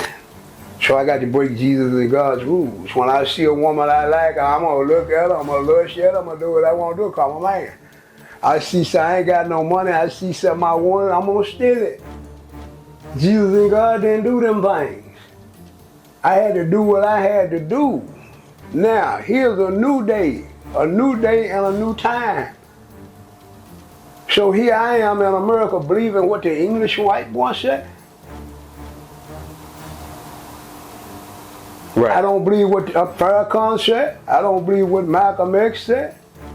I believe them old that taught me how to get up and eat every day of my life. How to get me some money and mind my business and be happy. Be happy. If you're a Christian, you're a Christian. I'm glad for you. If you're a Muslim, you're a Muslim. But why y'all can't get along? I don't know. Seem like you know the Bible really well. I read the Bible when I was a little boy. And then I had to go back and read it again. And but the greatest book I ever read was Master the Game by Sidney Sheldon. What you need? And it's for a reason. Like you know, I get what you're saying. That's your code. That's how you always live. What I seen with these eyes and what I heard with these ears. Now lots of things I heard with these ears, I don't believe, because man will make his mouth say anything. Right. But the things that I've seen with my eyes, my concept is my concept. Whatever another man's concept about what he talking about, that's his business. I don't even debate with him about it. Right. But I know one thing. Times are different because they see everything y'all doing. Everything y'all do now, they see it. So how can you commit a crime? So a fool is a fool to commit a crime. But we as poor peoples, we have to commit crimes because we have to eat. A lot of times you got to break the law to eat because that law says you can't do this, but you ain't gonna eat if you don't break that law. Because I can't make no $100,000 a year and things like that to feed my family and look after my family. So I have to break the king's law. But it's not God's law, it's the king's law. When I break a law, it's the man that made the law. Right. Right. Yeah, no, I get that 100%. One of the things that was interesting, going back to the Aiden Ross thing, is that on the bus, he's and on the bus he was asking you if you knew about the Holocaust. So let me ask you this: do you believe like what we learned in school about the Holocaust? Because nowadays there's a bunch of new theories of people saying like, oh, it didn't happen like that, or even I've even seen one recently that said it was for black people. Did black people know that back then? Watch this here. Wasn't for black peoples. Whatever the fastest black running man it was, didn't want to shake his hand. It was for Germans, blue-eyed and blonde hair. He wants the whole world to be blue-eyed, blonde hair. Now why he hated the Jews so much, I don't know. I don't know. Just like I don't know why that white boy hate us so. I don't know. I don't know. But Hitler's job, wanted to kill every that was on planet Earth. That's what he wanted to do. And in 1945, the United States and the United Nations went and freed Jews from the Holocaust. He wouldn't free them. So then they gave, each country took Jews. Each country took Jews in 1945. So from 1945 to now, the Jews has been trying to come up and don't want nobody over them no more, because once was over them, look what he done. Now the man that's running the Jewish thing now, he just like look at and all them Palestinians. But I can't speak on that. Look how that white boy got us over here. That's they squabble. The Jews squabble and the Palestinians, the Germans, every nation squabble against one another.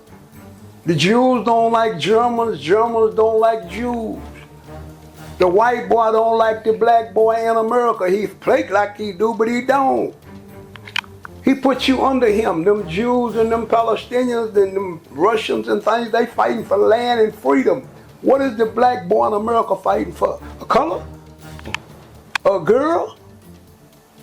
So, and me, I don't get into history, but I know history. Right.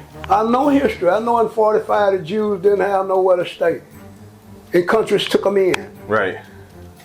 They made money in America. They had stores in America, Bill Saws, the Jew stores and things like that. But they gave us credit. One thing they did, they gave credit. We could get credit in a Jew store. You can't get credit in a white boy store. You gotta have cash or a card. You go in a Jew store and they give you some credit. Right.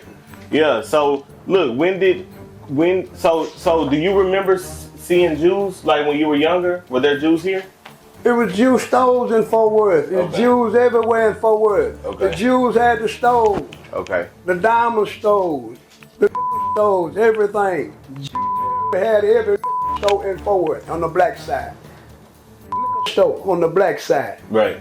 Every black neighborhood, Jew Jerry down street from North Side, 28 down there, that part down there. He had liquor stores everywhere. And he loaned money heavy to blacks. Yeah, so yeah, I know about the Jews. I know about the South Korea and everybody. The North Korea. That's okay. That's funny you said that. Last time we talked, you kind of told me, hey, you need to start studying what these other cultures are doing. You need to study North Korea. So I've been studying Kim Jong-un.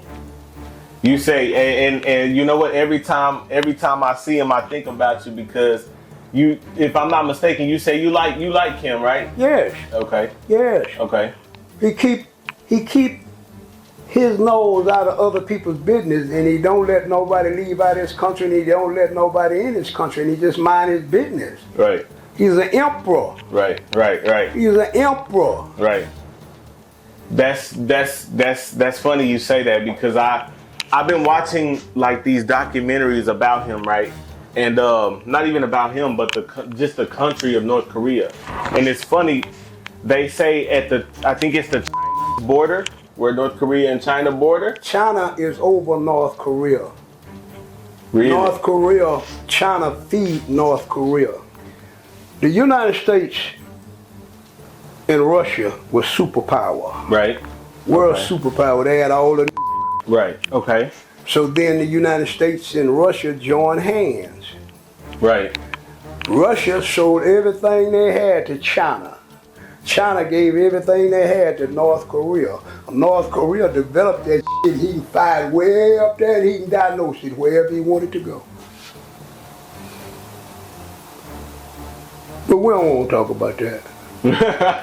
That's their war, that's their world. And what did y'all God say? God, y'all God, because y'all believe in God. God said he destroyed earth once by water. And he felt kind of bad when he destroyed it. So he said he wasn't going to destroy it no more. He said man's going to destroy it with fire. And all these fools got nuclear weapons now. And any day, all of y'all can be gone. Any day. Because all the world leaders are scary little boys. They was little boys just like you was a little boy. All the world leaders was little boys.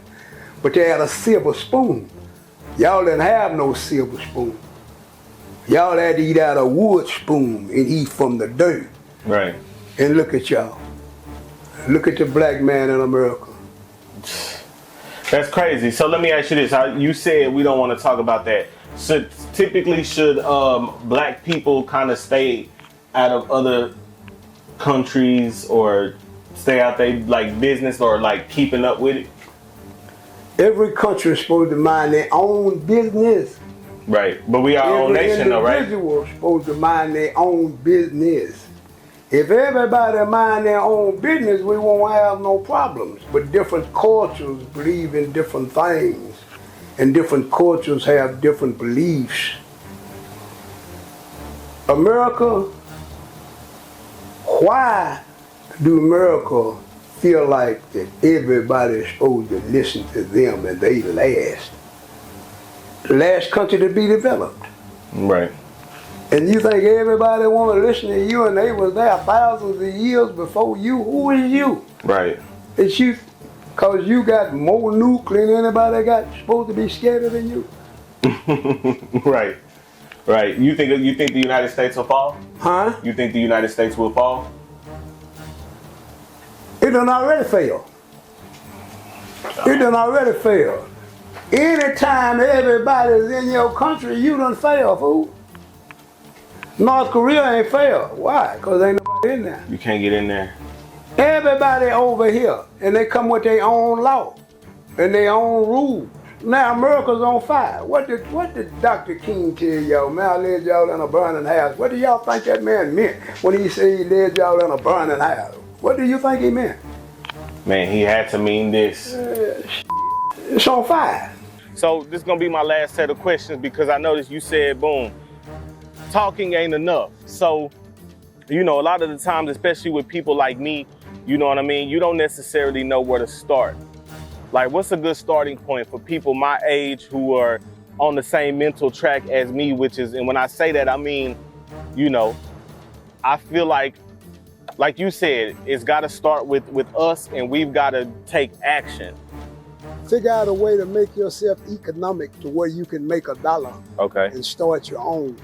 Okay. And hopefully they see you, then they follow you. Okay. Which I can't tell you. Right. Because, you know, me, what I had to do and what you got to do now is 2023. Look at all the competition that you got. But you got to have some economics development. Just like I said, I'm Texas nigga nation. How am I a nation and I ain't got a place for a fella to live? Rep Wright, upstate, he got somewhere for all his people to live. He got a church, and he got somewhere for all his people to live, and I imagine he got some work for his people. And he said, F America. But he's a minister. Right. When the Chinese, when they come over here, they all stay in one house. And they build, then they get another house, then Right. they get another, then they get another. They work together. You by yourself. You don't have blacks with business mind. So I can't tell y'all what y'all gotta do, but y'all gotta do it. Yeah, so it sounds like to me the first step is gonna be kind of gathering like-minded people who... And it's gonna be hard because y'all don't think alike. From state to state, how do black men and black women and black children think? Oh, it's From all state different. to state. It's different. Have they got any music to enlighten them on what they're supposed to do for the future? Do anybody teach the future? The doctors, the scientists, and things. That's Right. why we lost. We Right. depend on that white boy for everything. Right. We depend on that Chinese for everything. We ain't got nothing. We don't even have a hospital. Where's the hospital that belongs to the black? As long as we've been over here, our doctors ain't smart enough to go open up a hospital or rich enough. So we're in trouble. And me, I ask a question, I say, God, how do we start a nation? What do we do? What do we do? We break away from the white boy. We ain't got nowhere to go. We're going to stay here. But what do we want to build us here while we're here where he can respect us like we respect him? Right. Y'all got to figure that out. I'm finna go. Right, right.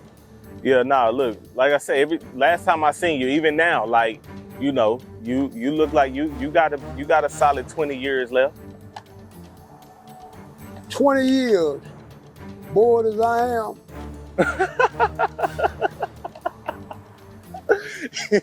You bored, Pop? Yeah, I'm bored. All Ain't nowhere to go. Ain't nowhere to go and ain't nobody doing nothing productive. Right, They just talking. right, They just talking. Ain't nobody trying to build no business or nothing. People are just trying to figure out Man, what am I gonna do while I'm on planet Earth? Right. Selassie ain't doing that.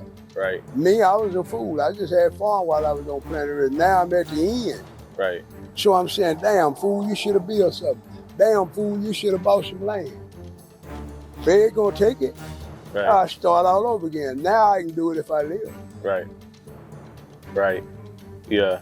Man, them feds dirty, man. No, they're not. No, they ain't. No? Okay. The DEA is an organization of man. Your Fed is an organization of man. The CIA is an organization of man. They not dirty, they trying to protect America. Each one of them got a job to do. They'll tell on one another. And for it's over with, they line to kill one another. You got the states, you got the Feds, you got the CIA, ATF, you got Homeland DEA, Security, yeah. you got all them organizations. Yeah. Where is y'all's organization? Where is a black organization? Right. Let me ask you this, have we ever had anything similar?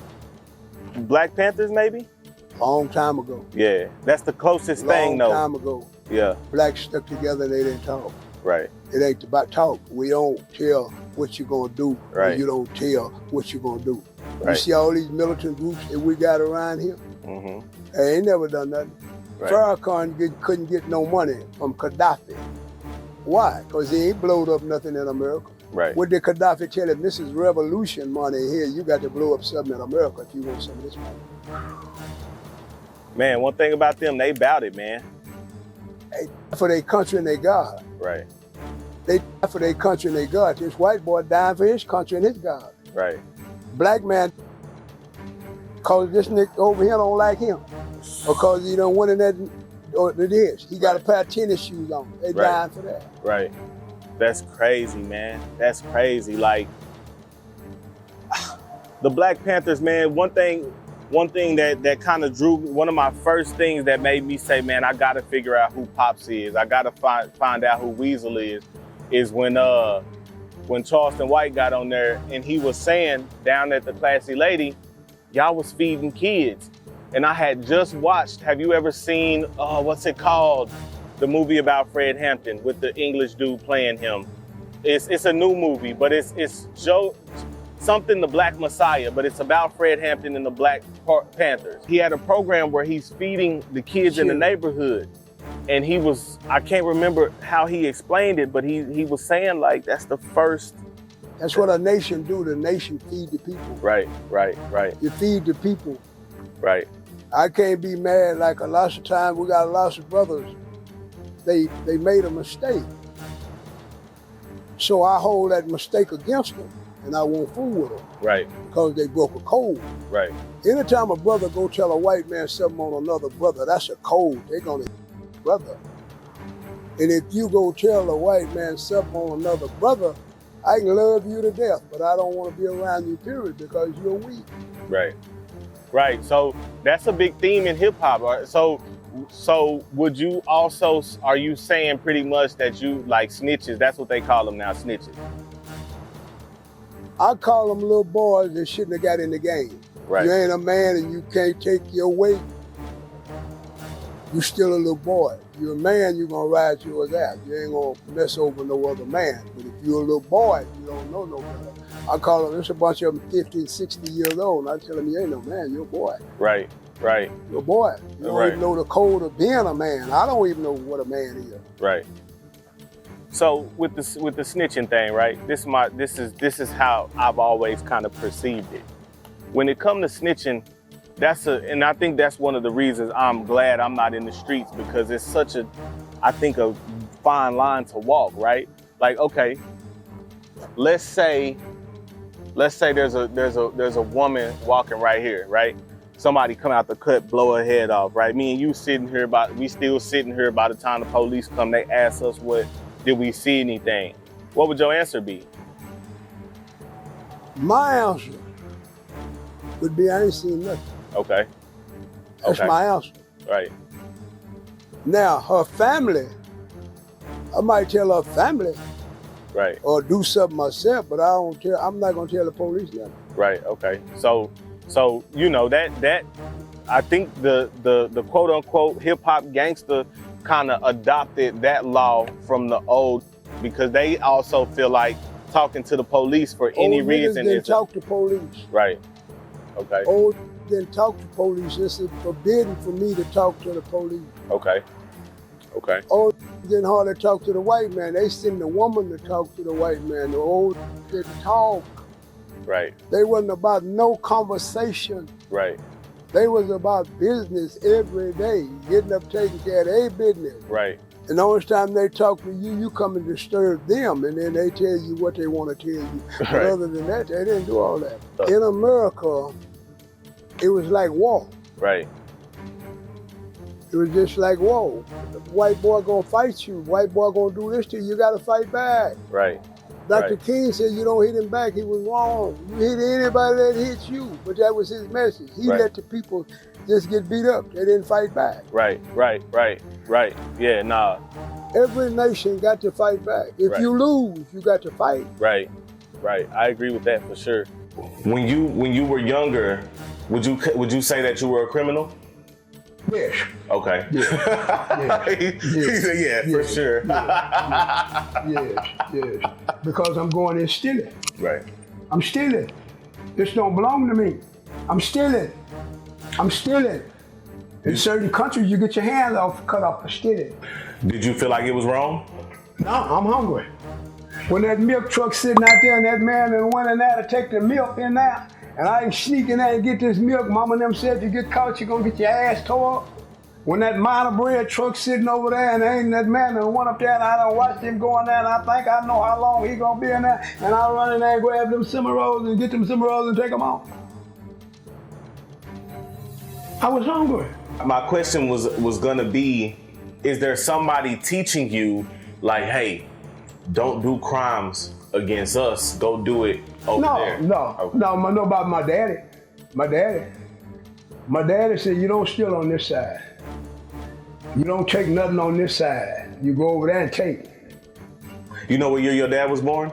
Do I know what year he was born? No, I forgot what year he was born, but my mama was born in 1920s. Now I think my daddy might have been a year or 2 years older than my mama. Okay, so it's fair to say 20s or late teens of 19. Yeah.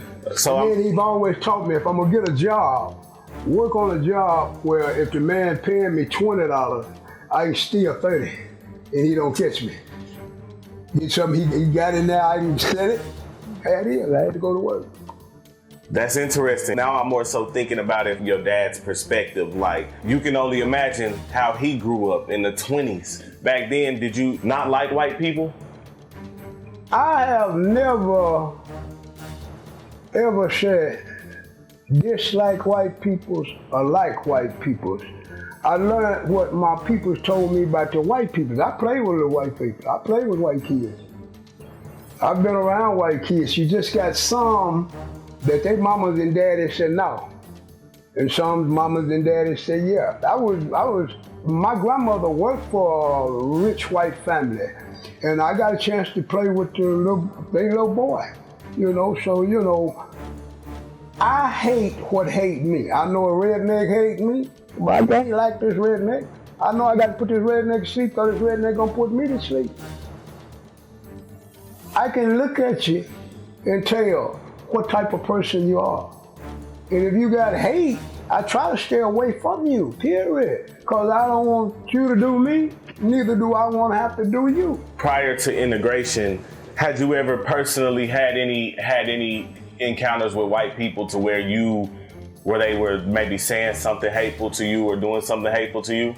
Or maybe somebody else? Did you ever see it like?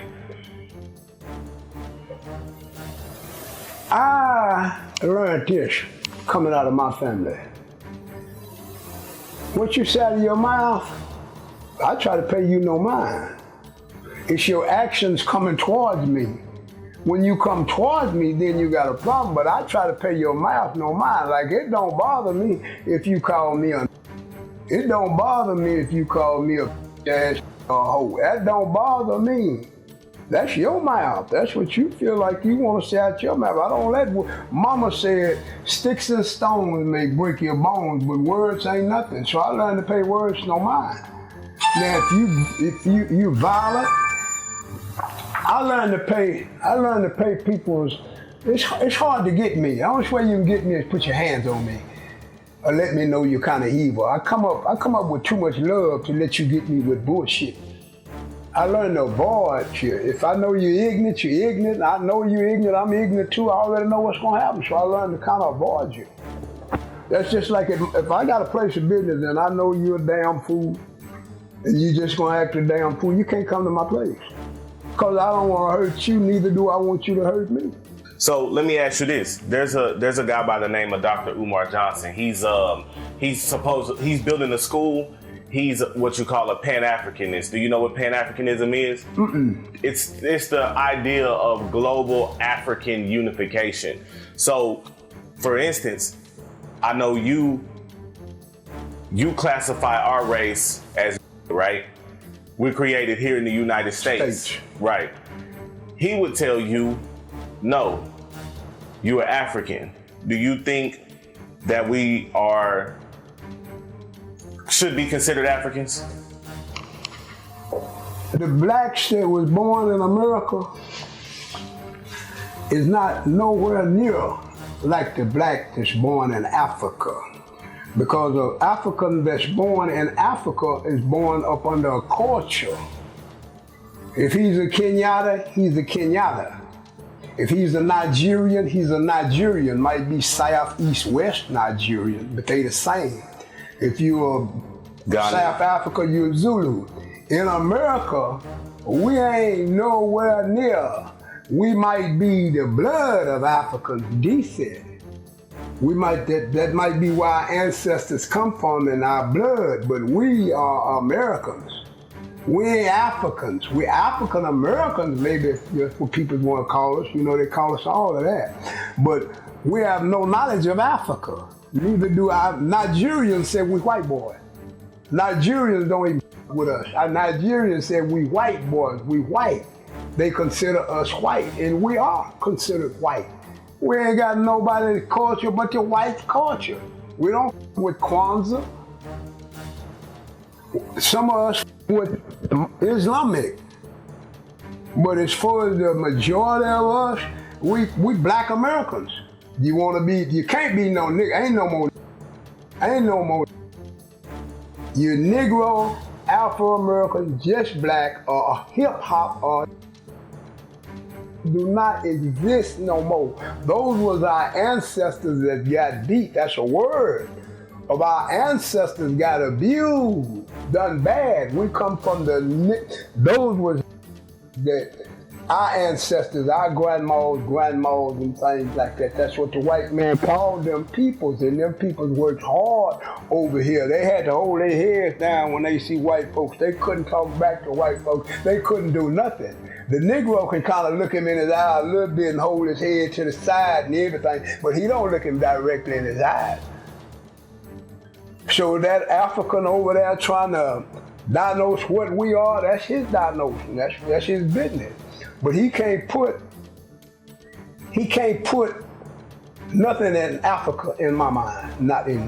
I was in America. I'm a black American with no knowledge of what my tribe. My mama and them kind of Indian. I think my daddy, he's so motherfucking slick. I think he got German in him because he'll bump you and get your money and could speak like a. And kept him a knife, a good sharp knife, and he gonna jig that in you if you bother him. But if you don't bother him, he's not gonna bother you. Let me ask you this: What would you say I fall under as far as just black, Negro? I don't know your bloodline. Okay. You know your bloodline. You know your great. And I come from my mama's mama. And my daddy and his mama. Well, my daddy's mama all black. My daddy is the mystery in my family. My mama and my grandma and them, they black and Indian, African and Indian, I guess. Wherever we come from the beginning. Wherever we come from the beginning, we come off that boat. When we got off that boat, and our ancestors got off that boat, and here we are today. I don't argue with that. Michelle Obama can't tell you what tribe she from. Obama can tell you where his dad is from. His dad is from Kenyatta, but his mama was St. Louis or somewhere. St. Louis born up there somewhere, and then they went to Hawaii. And when she went to Hawaii University, and she met Obama's daddy. He's an African. It's the difference between an African and a black American, period. Period. The black American is not gonna buck that white boy, period. The African gonna buck that white boy because he got a culture. He know who he is. We don't have a culture. You know your bloodline. Your bloodline is who you are. So, and some of us don't know our bloodline, so that's why we're so confused and mentally ill. We got to be mentally ill. Ain't no way around it. Look how we act. My mother that raised me, that taught me, that wanted me to be what you say I could do. Yeah. That's what my grandmother wanted me to be. That's what she groomed me to be. When I go to my granny's house, I got to be like that, and I got to be in that book, and I got to fool with that book. And when I tried to tell her it was another book, she told me, get out of here. I don't want to hear about that. And I got to do what Granny said do. I had to get out of there. I couldn't tell her about that other book. She don't want to hear about that book. She just wanted to hear about that one particular book there that done been passed down to us. All right, man, so we got the Fort Worth legend, Pops, back in the building, man. How you feeling today, Pops? I swear I'm all right, young man. Yes, sir. Yes, sir. So, it's been a long time since we talked. The first question I have is, when it comes to kids, right? You told me the other day when we was talking on the phone a while back, you told me as far as my 6-year-old son, that I had to start kind of making him help me do stuff, kind of start talking to him like he's grown. Do you think that's something we do too much in the black community, is like baby the kids? In the black community, the kids don't really get baby because all kids ain't got daddy like you or daddy. So to me, the black kids in the black community don't get no teaching because they ain't got nobody to teach them. They got mama. And mama got to go to work. And when mama get off of work and mama come home, she got to cook. She don't really know nothing to tell the kids. She tired. So the kids is practically raising themselves. From 2005 to 2015, I saw a bunch of kids in the projects. They come out doors trying to get them some money. Little boys 5 and 6 and 7 years old. All daddies teach their sons what to do. The grandpas teach the boys what to do. But in the black community now, the little boys don't have no fathers as a whole. You got a few kids that have their daddy, but it's a lot of kids that don't have their daddy. So therefore, that a kid is. You teach the kid to be a little boy, or do you teach the kid to be a man? He ain't gonna stay a little boy. Right. My woman used to tell me, let him be a little boy. I'm gonna let him be a little boy when he's with you, but I'm gonna take him to be with me. I want him to know what I do. So I took mine with me. I let them go to school. When they go to school, they go to school. When they get out of school on the weekend, they ride with me. They ride with their mama. They ride with their grandpa. They ride with their grandma. To me, the black kids, especially the black young boys, the father ain't got time to teach him nothing because he got to go to work and he don't really know nothing. So how you gonna teach him something? Here you are, you got kids, but you know something to do. So you get with your kids, you babysit your kids. You got to tell them it's quiet time because kids like to play, especially little boys. They like to play. So here you as a father, and you frustrated father. You don't want to be a frustrated father. You want to be a father that, I got a partner. His little boy love to be with him. His little boy don't want to go home to his mama. He want to be with his daddy because he like going with his daddy, doing things with his daddy. So the old way is the little boys have to learn how to work. When a little boy become a certain age, he had to learn how to work. What would you say that age is? I would say the age is, take that trash out, boy. Learn how to clean up that bathroom. I got a friend, and his girlfriend left him with the son. Well, he got to teach his little son how to get up and cook his breakfast, because he don't be there in the morning. He got to teach his son how to get up and put his clothes on and go to school in the morning when he ain't there. You got to teach your kid to be grown. What if mom and daddy died? I saw a little Palestinian kid, whole family dead. But the little kids, this little boy a kid himself. Now he got to raise these kids. And he raising these kids, and he ain't nothing but a kid himself, because ain't no mama and ain't no daddy. He over the kids. It's crazy because what you see, I think what you see a lot today, Pops, is there's a lot of kids who are 13, 14, still don't know how to, wash their own clothes, take trash out. I can remember me from the time I can remember, as soon as I was big enough to do anything, I was taking trash out. So that raises the question for me, when you were young, right? Like what did your chores, what did your chores entail? When I was a little boy, my chores was like take the trash out. And I had to be around about 7 or 8 years old then. From 1 to 5, kids are kids. You're teaching them how to walk, talk, milk, things like that. You're taking care of them. When he turned 5 and 6 years old, now you start trying to teach him how to take care of himself. Look out for yourself. If you're in the house with a mama don't know how to wipe a boy. She do, but she don't. And the little boy got to learn how to wash himself and take care of himself. The little boy, mama don't know how to stand up and pee. Mama sit down and pee. The little boy, he see mama sitting down peeing, so he think he's supposed to sit down and pee. So I think mama and them start giving me chores at around about, I'm gonna say 7 or 8 years old. Right, so about 7 or 8. So let me ask you this: when you was a kid, how many families did you know that had a father in the house? When I was a kid, damn near all the kids had a dad in the house. Some of them didn't. Like I said, I didn't have my dad in there. I can't remember having my dad in the house until I turned 10 or 11 years old. He be there sometimes, and him and mama getting a squabble, he gone. I'm used to being in the house with mama, Muddy, and Aunt Ree, my auntie, and my mama, and my grandma. And then my mama take me over to my daddy's mama's house sometimes, and then I get a chance to see my grandpa. But lots of kids had their daddies in the house. I had some friends that had their daddies in the house. I had some friends that didn't have their daddies in the house. And the mama was in there with us. We always been where we all didn't have mama and dad in the house. And there's lots of stepdaddies was in houses that raised kids and things like that. It's good if you got your mama and your daddy. It's good if you got that. You take, for instance, Prince. When Prince was a little boy, Prince, he be in a room and his mama and daddy in a room, and he hear his daddy beating his mama, and he hear his mama crying. Richard Pryor was raised in a whorehouse. He didn't have no daddy in the house. His mama raised him.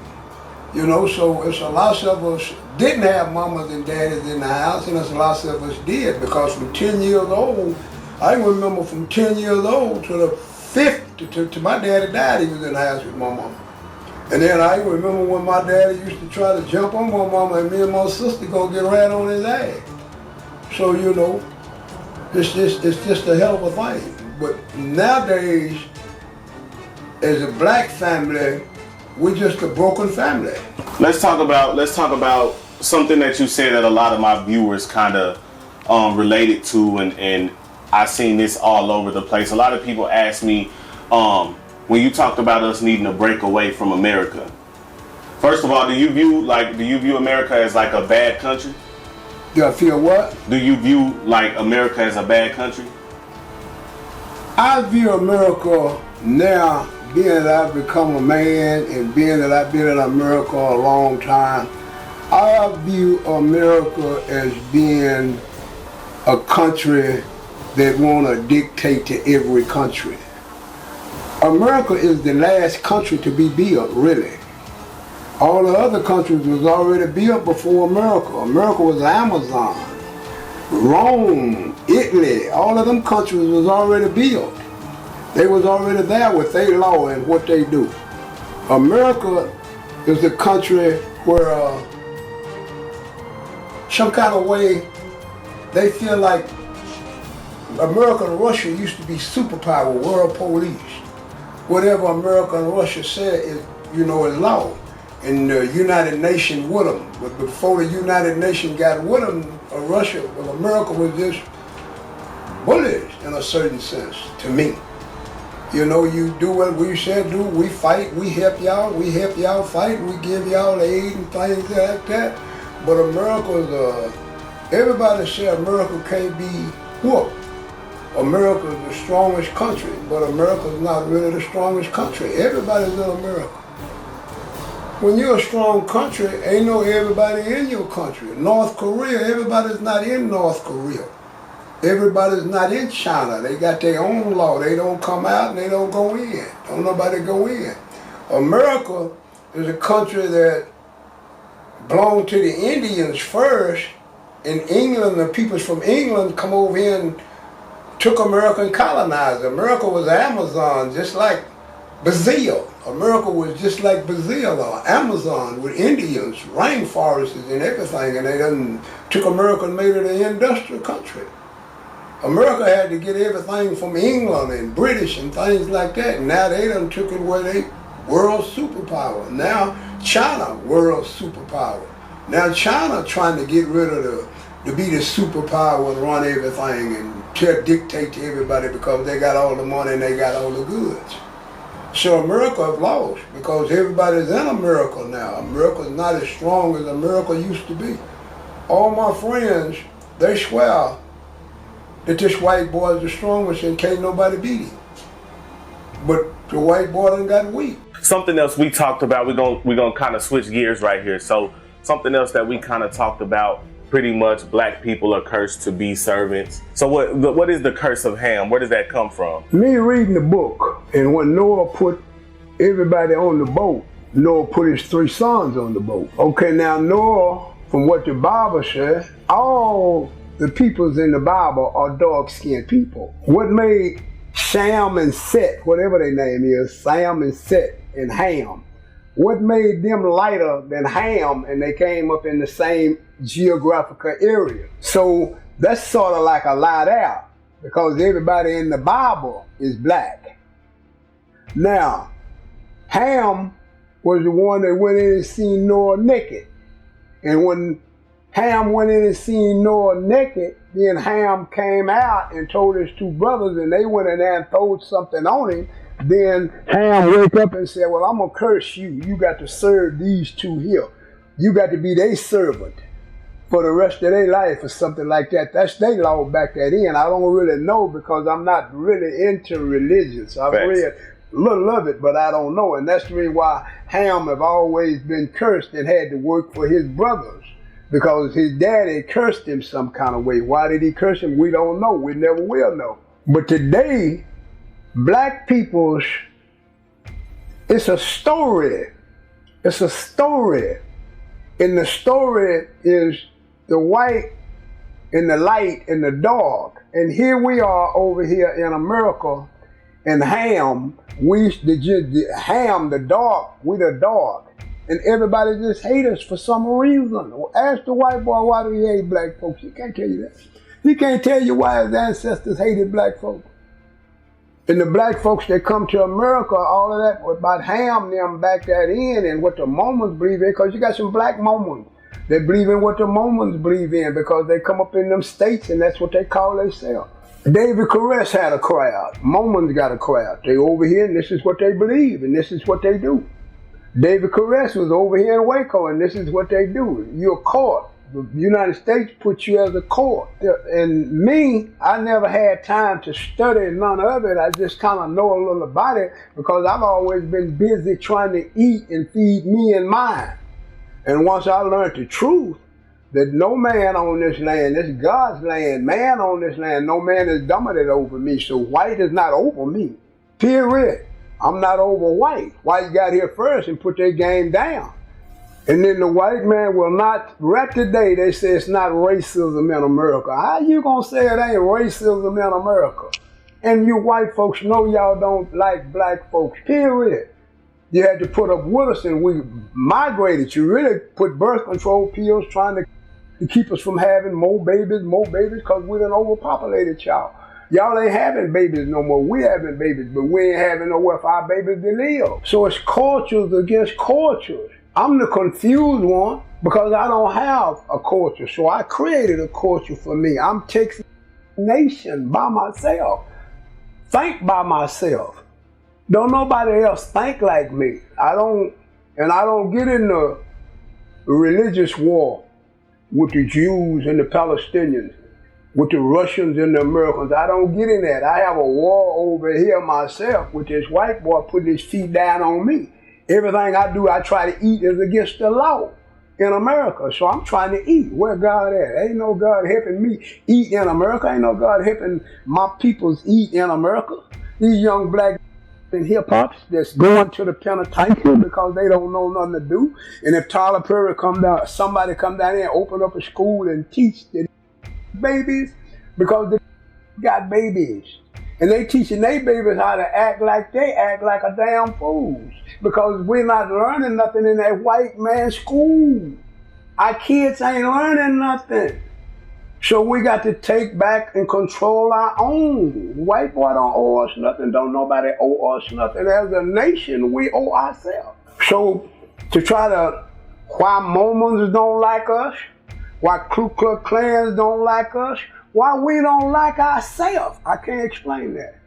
We're gonna talk about black on black violence for a minute. Do you think there is something wrong with us mentally to where we hate each other? Or do you think socially? We messed up mentally. No doubt that we messed up mentally. Okay, where do you think it come from? Where did it start? Okay, I don't know because I never tried to study why are we different and why are we like we are. Because my thing is, we slave descent. So being slave descent, we come from a tribe of slaves. Our ancestors were slaves with no knowledge. Just work, and be oppressed. So here we are now.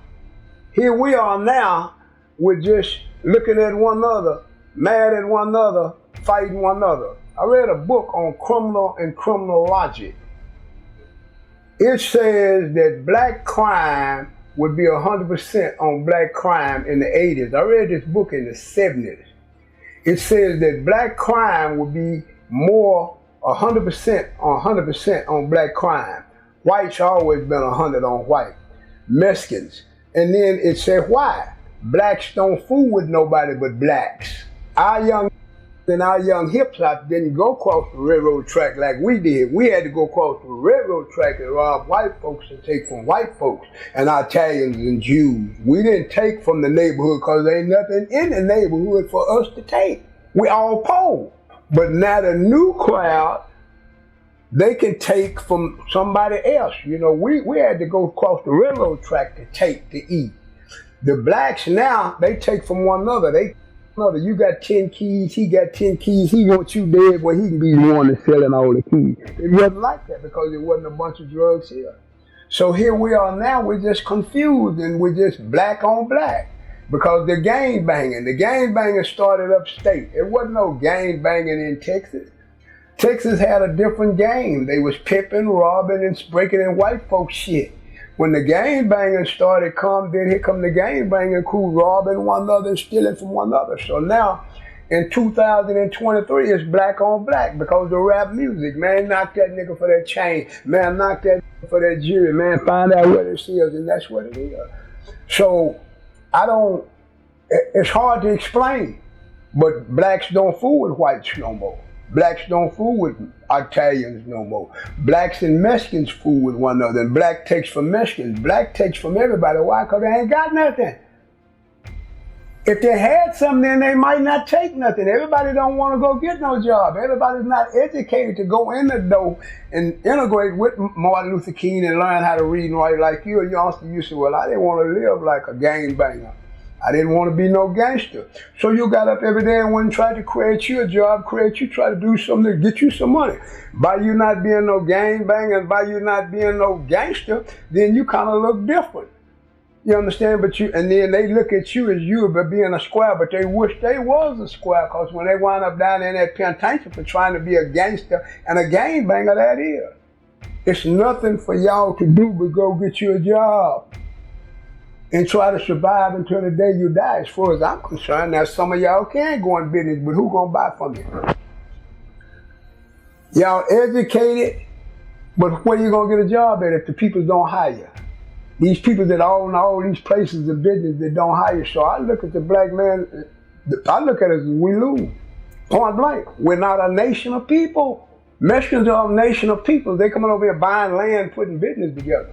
Chinese are a nation of people. They come over here buying land, putting business together. Look at Stop 6. Chinese done bought up all the Stop 6. Mexicans done bought up all the Stop 6. We can't complain about it. We had it, but we didn't keep it. So we can't complain. So what do you do in the year 2024? Look at the White House. They fighting in the White House. Democrats and the Republicans, they fighting one another. And they said, ain't no racism in America. It's full of racism.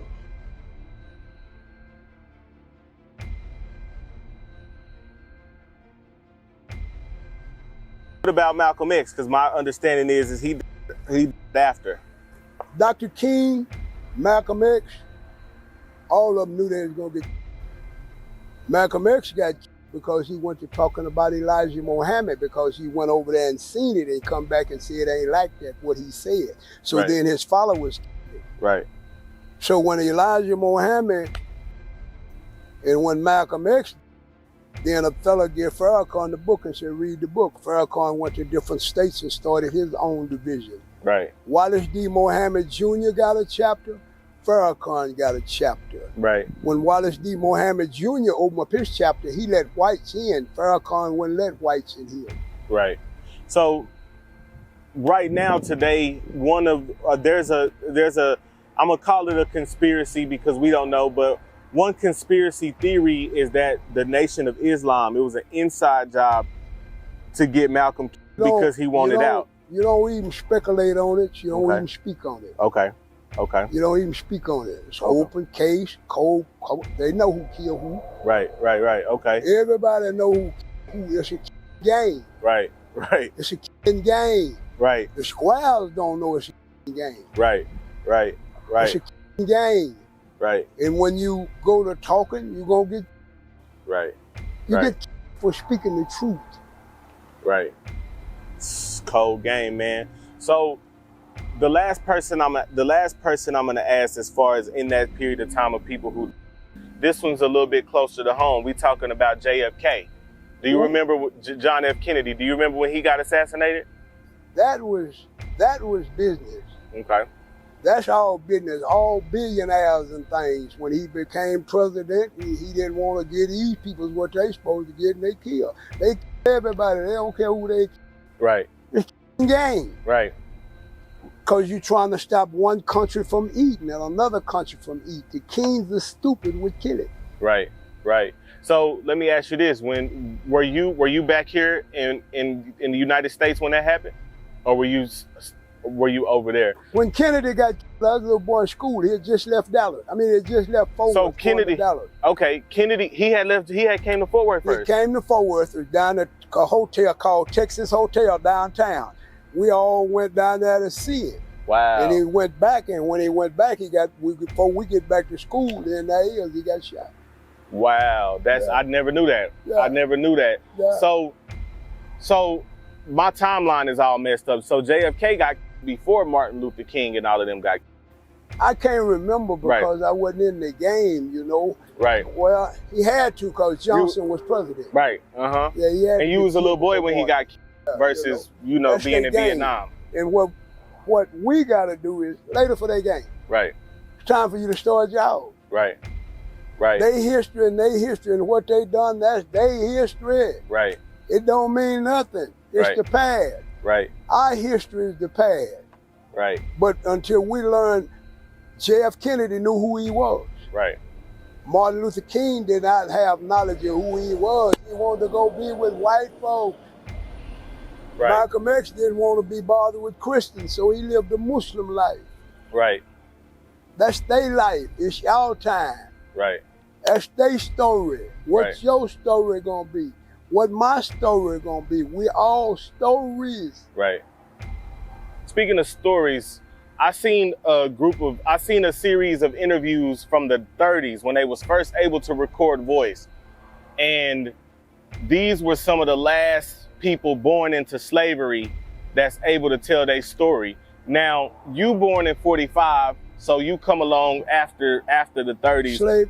Slavery is over with when I come along. Right. Way over. Racism then. But what I'm asking is the people that were older when you were a kid maybe had been born into slavery. You know what I'm saying? Did you ever get to sit and talk with any of them? Did you ever know anybody that was, you know what I mean, that was that old to where they had been born into slavery, or if not born into slavery, but they were part of the first free population?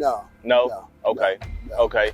Because my grandmother was born in 1902. Okay. And it wasn't slavery. Yeah, slavery had been over about 20 years. Slavery kind of ended we say it ended in June. I don't forget when slavery ended, but Independence Day was 4th of July. That's when America won their independence. Right. We didn't win our freedom, but everybody said everybody's free in America now. We still ain't free because we ain't got nothing. Yeah, the Independence Day, just for the people who don't know. The Americans. Yeah, it's when America broke free from Great Britain. And all of that. And England and all of that. They fought for this. Exactly, they fought for this, but we were still slaves when that happened. The blue and the gray fought for this. Yeah. And the blue got some slaves and let us fight with them, and the gray really didn't like that. Right. Yeah, no, so yeah, in 1776 is what the 4th of July is based around, and we were still slaves in 1776. But something else we talked about, and this is huge because the whole country celebrates Juneteenth. However, what's crazy is from those same interviews. They're making money because that's the reason why they celebrate it. Right, but one while they say everybody's stupid to celebrate the 19th of June, but we kept being stupid and celebrating it. And Miss Oprah went and walked for our day, 19th of June, Texas Day. Right. The rest of the people said we Bama's down here in Texas. We ignorant, we behind time. Right. And right today, we still behind time. Exactly. But what I'm getting at here is that the whole country celebrates Juneteenth because that's supposed to be when the slaves realized got the news that they were free. However, the true story is that's not, Juneteenth is when the Texas slaves, because slavery was over from, and correct me if I'm wrong. I can't, because I didn't keep up with it, I can't. Slavery was over maybe 2 to 3 years before they told us down here in Texas. I've heard that. So Juneteenth is actually a Texas holiday, not the rest of the country, because the rest of y'all were told that y'all were free, and y'all were free a couple of years before we were. Everybody from DC, everybody from upstate, they said we stupid because we celebrate 19th of June. Right. We are different. Right. The Texas black is different. Right. You see how ignorant I am that I had a chance to go around the world and enjoy my motherfucking self? We different. Right.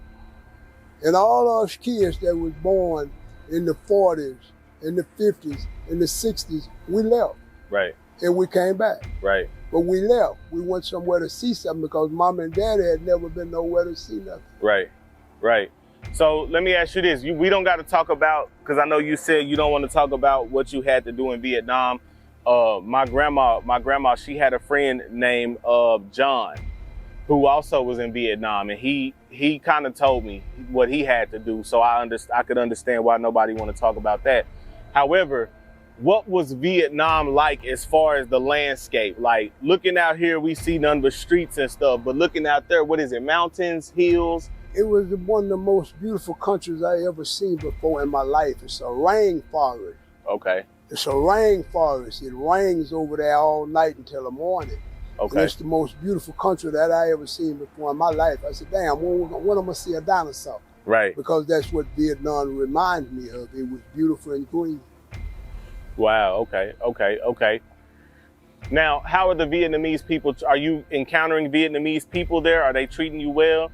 Wherever we go, we hate it. Right. But they still try to get our money. Right. And you just got to know how to play. Yeah, John told me he might got Ain't nobody gonna like you over here. Right. You come to kill them, they come to kill you. Right. Everybody like you. Right. You're their enemy. John told me, he said he had a lot of fun over there. He said, man, I might have some half Vietnamese kids over there. How crazy he was going. Well, whatever country we went in, we had sex with women, but I don't think the people that went to them Islamic countries had sex with them Islamic women. They might have. Right. But every country that the black man been in, he did what he did. Right. White, we all did what we did. Right. They want money. Everybody want money. So every country you go, they gonna sell you something. You can buy it if you want to or whatever. Right. Okay. Something else we talked about, we're gonna kind of switch gears right here. So something else that we kind of talked about, pretty much black people are cursed to be servants. So what is the curse of Ham? Where does that come from? Me reading the book, and when Noah put everybody on the boat, Noah put his 3 sons on the boat. Okay, now Noah, from what the Bible says, all the peoples in the Bible are dark-skinned people. What made Shem and Set, whatever their name is, Sam and Set and Ham, what made them lighter than Ham, and they came up in the same geographical area? So that's sort of like a lie there, because everybody in the Bible is black. Now, Ham was the one that went in and seen Noah naked. And when Ham went in and seen Noah naked, then Ham came out and told his 2 brothers, and they went in there and threw something on him. Then Ham woke up and said, well, I'm going to curse you. You got to serve these 2 here. You got to be their servant for the rest of their life or something like that. That's their law back that in. I don't really know because I'm not really into religion. I've read a little of it, but I don't know. And that's the reason why Ham have always been cursed and had to work for his brothers, because his daddy cursed him some kind of way. Why did he curse him? We don't know. We never will know. But today, black people's, it's a story. It's a story. And the story is the white and the light and the dark. And here we are over here in America, and Ham, Ham, the dark, we the dark. And everybody just hate us for some reason. Ask the white boy why do he hate black folks. He can't tell you that. He can't tell you why his ancestors hated black folks. And the black folks that come to America, all of that about Ham, them back that in, and what the Mormons believe in, because you got some black Mormons that believe in what the Mormons believe in, because they come up in them states and that's what they call themselves. David Koresh had a crowd. Mormons got a crowd. They over here and this is what they believe and this is what they do. David Koresh was over here in Waco and this is what they do. You're caught. The United States puts you as a court. And me, I never had time to study none of it. I just kind of know a little about it because I've always been busy trying to eat and feed me and mine. And once I learned the truth, that no man on this land, this God's land, man on this land, no man is dominant over me. So white is not over me, period. I'm not over white. White got here first and put their game down. And then the white man will not, right today they say it's not racism in America. How you gonna say it ain't racism in America? And you white folks know y'all don't like black folks, period. You had to put up with us and we migrated. You really put birth control pills trying to keep us from having more babies, because we done overpopulated y'all. Y'all ain't having babies no more. We having babies, but we ain't having nowhere for our babies to live. So it's cultures against cultures. I'm the confused one because I don't have a culture. So I created a culture for me. I'm Texas Nation by myself. Think by myself. Don't nobody else think like me. I don't get in the religious war with the Jews and the Palestinians, with the Russians and the Americans. I don't get in that. I have a war over here myself with this white boy putting his feet down on me. Everything I do, I try to eat is against the law in America. So I'm trying to eat. Where God at? Ain't no God helping me eat in America. Ain't no God helping my peoples eat in America. These young black and hip-hops that's going to the penitentiary because they don't know nothing to do. And if Tyler Perry somebody come down here and open up a school and teach the babies, because they got babies. And they teaching their babies how to act like they act like a damn fools. Because we're not learning nothing in that white man's school. Our kids ain't learning nothing.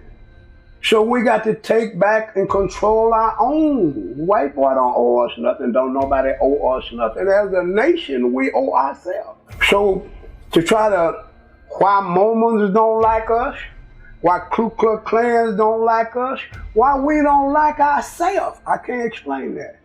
We're gonna talk about black on black violence for a minute. Do you think there is something wrong with us mentally to where we hate each other? Or do you think socially? We messed up mentally. No doubt that we messed up mentally. Okay, where do you think it come from? Where did it start? Okay, I don't know because I never tried to study why are we different and why are we like we are. Because my thing is, we slave descent. So being slave descent, we come from a tribe of slaves. Our ancestors were slaves with no knowledge. Just work and be oppressed. So here we are now. We're just looking at one another, mad at one another, fighting one another. I read a book on criminal and criminal logic. It says that black crime would be 100% on black crime in the 80s. I read this book in the 70s. It says that black crime would be more 100% on black crime. Whites always been 100 on white. Mexicans. And then it said why? Blacks don't fool with nobody but blacks. Our young hip hop didn't go across the railroad track like we did. We had to go across the railroad track and rob white folks and take from white folks and Italians and Jews. We didn't take from the neighborhood because there ain't nothing in the neighborhood for us to take. We all poor. But now the new crowd, they can take from somebody else. You know, we had to go across the railroad track to take to eat. The blacks now, they take from one another. You got 10 keys, he got 10 keys, he wants you dead, well, he can be the one that's selling all the keys. It wasn't like that because there wasn't a bunch of drugs here. So here we are now, we're just confused and we're just black on black because the gang banging started upstate. It wasn't no gang banging in Texas. Texas had a different game. They was pimping, robbing, and breaking in white folks' shit. When the gang banging started then here come the gang banging crew robbing one another and stealing from one another. So now, in 2023, it's black on black because of rap music. Man, knock that nigga for that chain. Man, knock that nigga for that jewelry. Man, find out what it is, and that's what it is. So, it's hard to explain, but blacks don't fool with whites no more. Blacks don't fool with Italians no more. Blacks and Mexicans fool with one another. And black takes from Mexicans. Black takes from everybody. Why? Because they ain't got nothing. If they had something, then they might not take nothing. Everybody don't want to go get no job. Everybody's not educated to go in the door and integrate with Martin Luther King and learn how to read and write like you. You also used to, well, I didn't want to live like a gangbanger. I didn't want to be no gangster. So you got up every day and went and tried to create you a job, try to do something to get you some money. By you not being no gangbanger and by you not being no gangster, then you kind of look different. You understand? And then they look at you as you but being a square, but they wish they was a square because when they wind up down in that penitentiary for trying to be a gangster and a gangbanger, that is. It's nothing for y'all to do but go get you a job and try to survive until the day you die, as far as I'm concerned. Now, some of y'all can go in business, but who gonna buy from you? Y'all educated, but where you gonna get a job at if the people don't hire you? These people that own all these places of business that don't hire you. So I look at the black man, I look at it as we lose. Point blank, we're not a nation of people. Mexicans are a nation of people. They coming over here buying land, putting business together. Chinese are a nation of people. They come over here buying land, putting business together. Look at Stop 6. Chinese done bought up all the Stop 6. Mexicans done bought up all the Stop 6. We can't complain about it. We had it, but we didn't keep it. So we can't complain. So what do you do in the year 2024? Look at the White House. They fighting in the White House. Democrats and the Republicans, they fighting one another. And they said ain't no racism in America. It's full of racism.